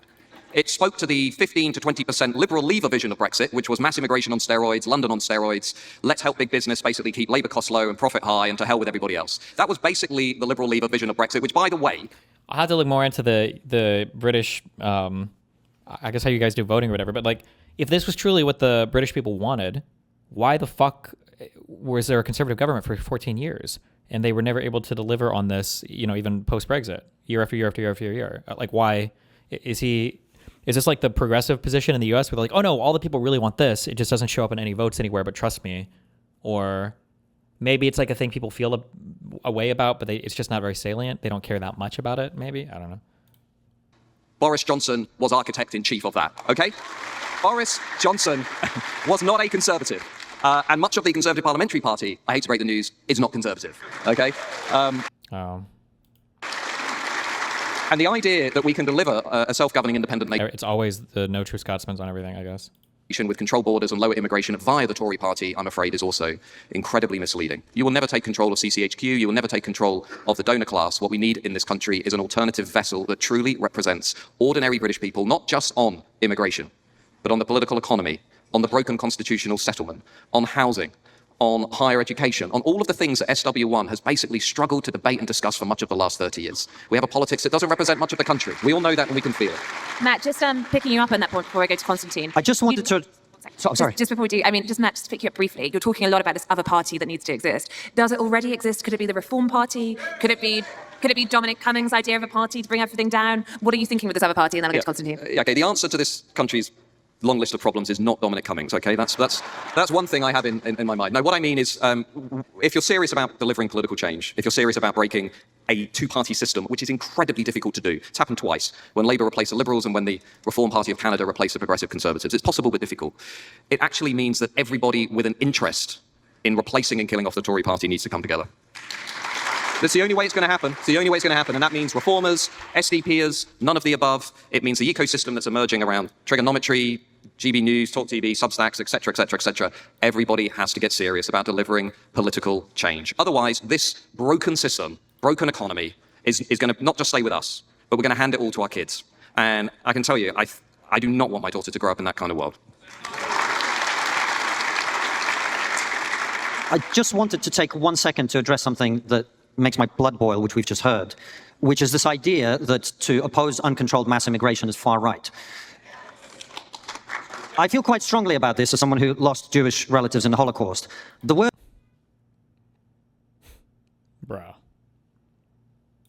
The term far right has quite a clear and defined meaning in language. And the meaning is Nazis and people who believe that Jews should be murdered and people who believe that Gypsies should be murdered and people who believe that disabled people should be murdered. That is who the far right is.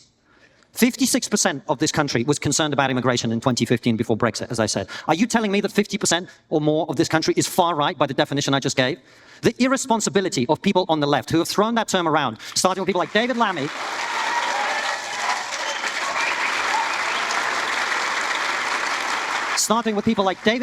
who said that the ERG were worse than the far right. It's disgusting. These people have destroyed the meaning of the word, and they should be ashamed of themselves. Okay. Clapper. Unless the side want to come back on any points, I'm going to move to the next question. I'm far right. You should go on Twitter. I'm far right. Welcome. Okay. This one, topical, given quite near to here tonight. You have MPs voting on the Safety of Rwanda bill, stripping out, or at least trying to strip out, if you're in the Tory party, lots of laws amendments. So this question is, if immigration is bad for Britain, how do you propose to tackle it? Will the Rwanda bill work? Polly, I think you might be about to say no. Yep, I want to know how on earth the people on the right who have been against high taxes and are for lowering taxes in a smaller state, how you think you can possibly combine that with ending immigration. I mean, I would be very happy to take your model, but I do not for one moment believe it when you say you're willing to pay the price. It would be a very, very high price. It would mean a much more egalitarian society altogether, from top to bottom, and it would mean paying very much higher taxes. Now, I would be willing to do that trade-off, because in itself that would be a better society, even leaving aside immigration one way or the other. A fairer society would be better. So I want to know how come you think you can constantly, this demagogic way, go on about immigration, but not go on about how much more tax everybody's going to have to pay. Oh, I completely agree with Polly, by the way. The Rwanda deal is a complete abomination, a giant waste of taxpayers' money, and the only reason it's happening is the government won't do what they need to do, which is leave the ACHR. So the Rwanda deal is a joke. It won't do anything. It won't fix the problem. It's just a way of pretending that they're trying to do something while doing absolutely nothing. So I agree completely. Okay, next question, because we're in our final 10 minutes. Assuming overall immigration is reduced to sustainable levels, how many refugees per year should the UK resettle? And is community-led resettlement the best approach? Let's go to Matt and then to Aaron, if that works.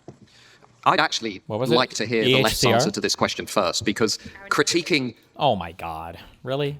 I'd actually like to hear the left's answer to this question first, because critiquing current policy on refugees and illegal migrants, the one thing that continuously irritates me is nobody ever says what the upper limit is.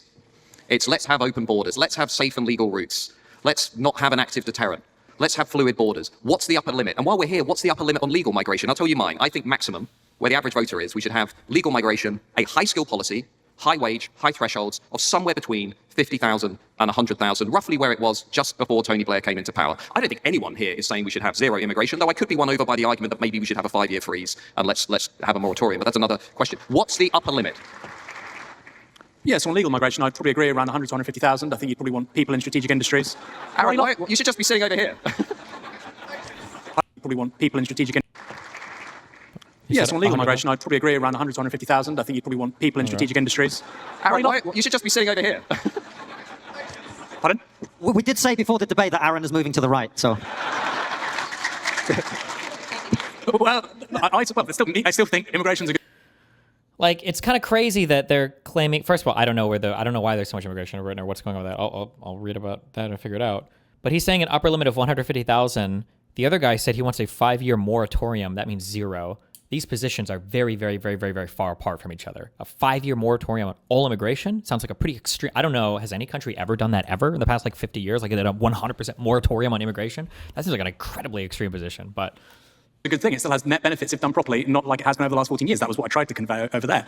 I would say between 100 and 150,000 people. I think you probably want to get them into strategic industries, computer scientists, engineers, medical health professionals. And then on top of that, you probably want some kind of green card scheme. I think it's quite sexy. I quite like the film Green Card with Gerard Depardieu, can't lie.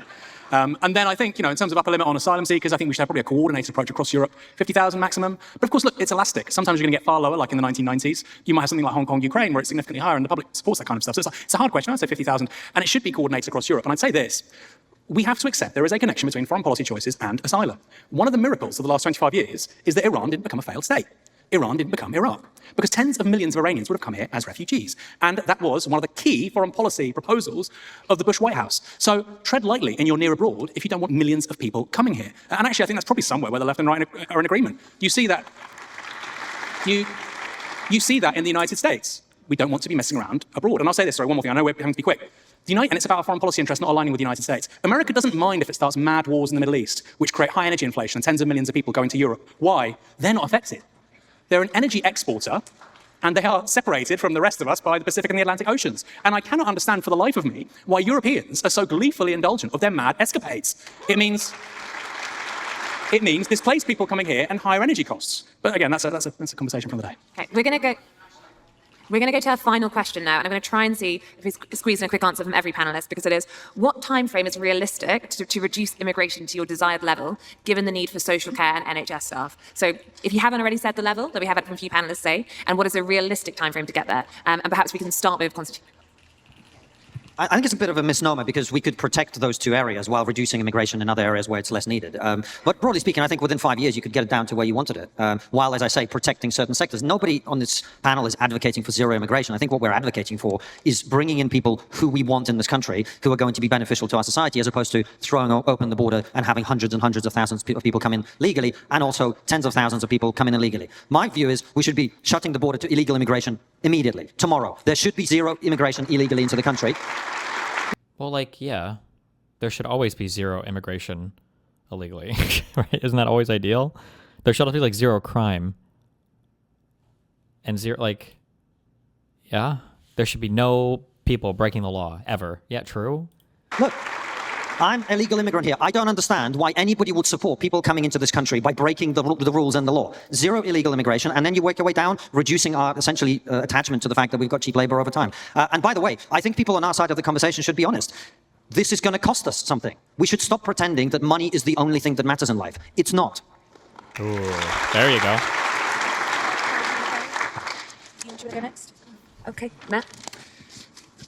I think the answer is we're not going to see dramatic reductions over the next 5 to 10 to 15 to 20 years. What we're going to see, firstly, is a Labour majority government, which will allow legal migration to remain at current levels, if not higher. I don't think it's implausible that we'll see net migration at some point surpass 1 million a year. I don't think there will be any serious investment in resolving illegal migration. There will certainly not be any active deterrent, and if there is one, that will be repealed and it will be removed by a Labour government. So what we're going to see over the next 5 years is the intensification of all of the things that I talked about tonight. Legal migration will be baked into our political economy. By that I mean legal mass migration. You can see it in the OBR forecast, you can see it in how the expert class are deciding what's going to happen over the next 10 to 20 years. And unless we have a political leadership that is willing to entertain what Konstantin has suggested, and I agree with him, is we need to leave the ECHR. We need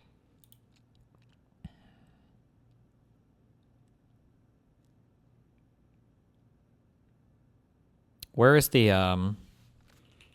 fuck, not this. Rate of migration, United Kingdom.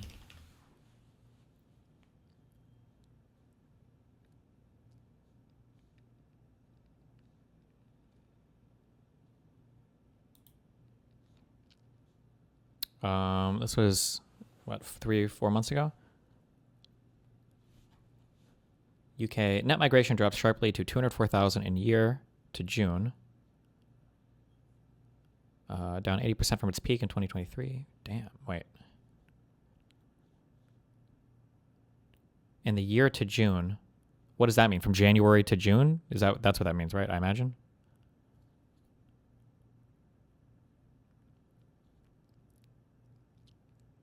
Or does year to June mean like June 2024 to June 2025?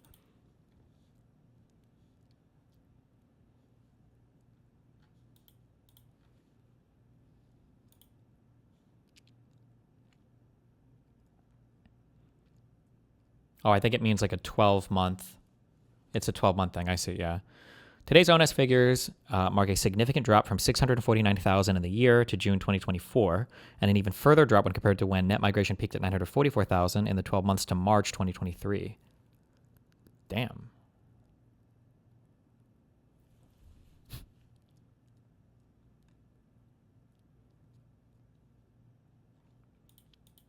Well, that prediction was not correct. Jeez. Need leaders who understand what to do with political power. Why has the left always been so much more effective than the right? Because, as Tony Blair and Gordon Brown showed, and as they're showing now, by the way, with their new proposals for constitutional change when they win the election, they understand how to change the rules of the game. Why is the left so much more effective than the right? But wasn't the right governing Britain for 14 years? Isn't that a weird statement to make? Or does that mean something different in British politics? Or is he just talking about what's on YouTube? The next iteration of this will be votes for 16-year-olds, and it will be the constitutional reforms that Gordon Brown is suggesting and that I've written about in Substack. But more fundamentally, what New Labour understood is through the Human Rights Act and the Equalities Act and everything else that they would change the foundation of this country. What the Tories never understood, despite having an 80-seat majority, was how to use political power to swing the pendulum back in the other way. They had no interest in doing it. So what I'm saying to you is there is going to be no change. There's not going to be a change to this zeitgeist. This is it now for the next 10, 20, 30 years, unless people begin to mobilize and campaign for something different. And that's not on the expert class, that's on you. If people actually want to build a different kind of politics, then you're going to have to go out and do it. Otherwise, this status quo is the zeitgeist for the next 50 years.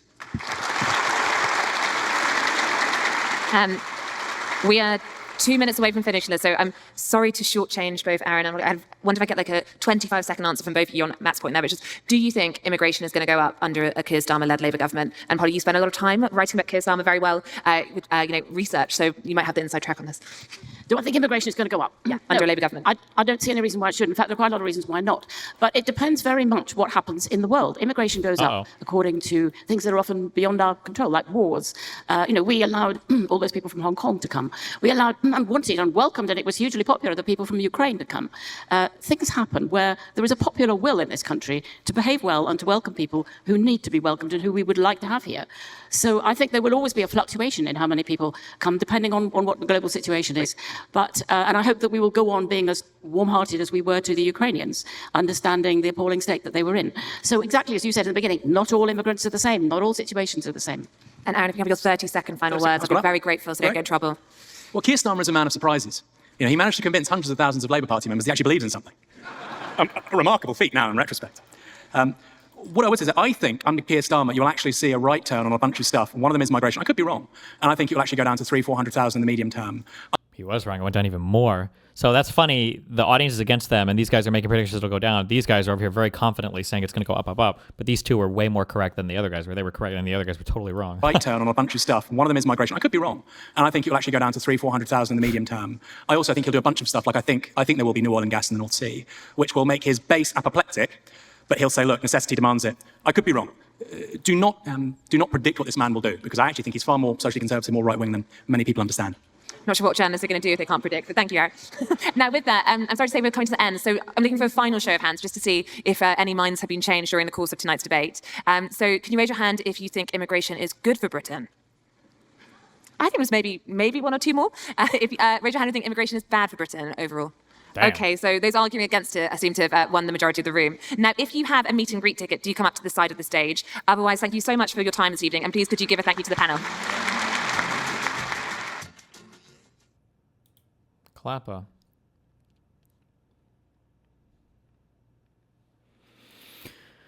All right. I'll look up all these bottom things I wrote down tomorrow. We'll go through all the factual stuff.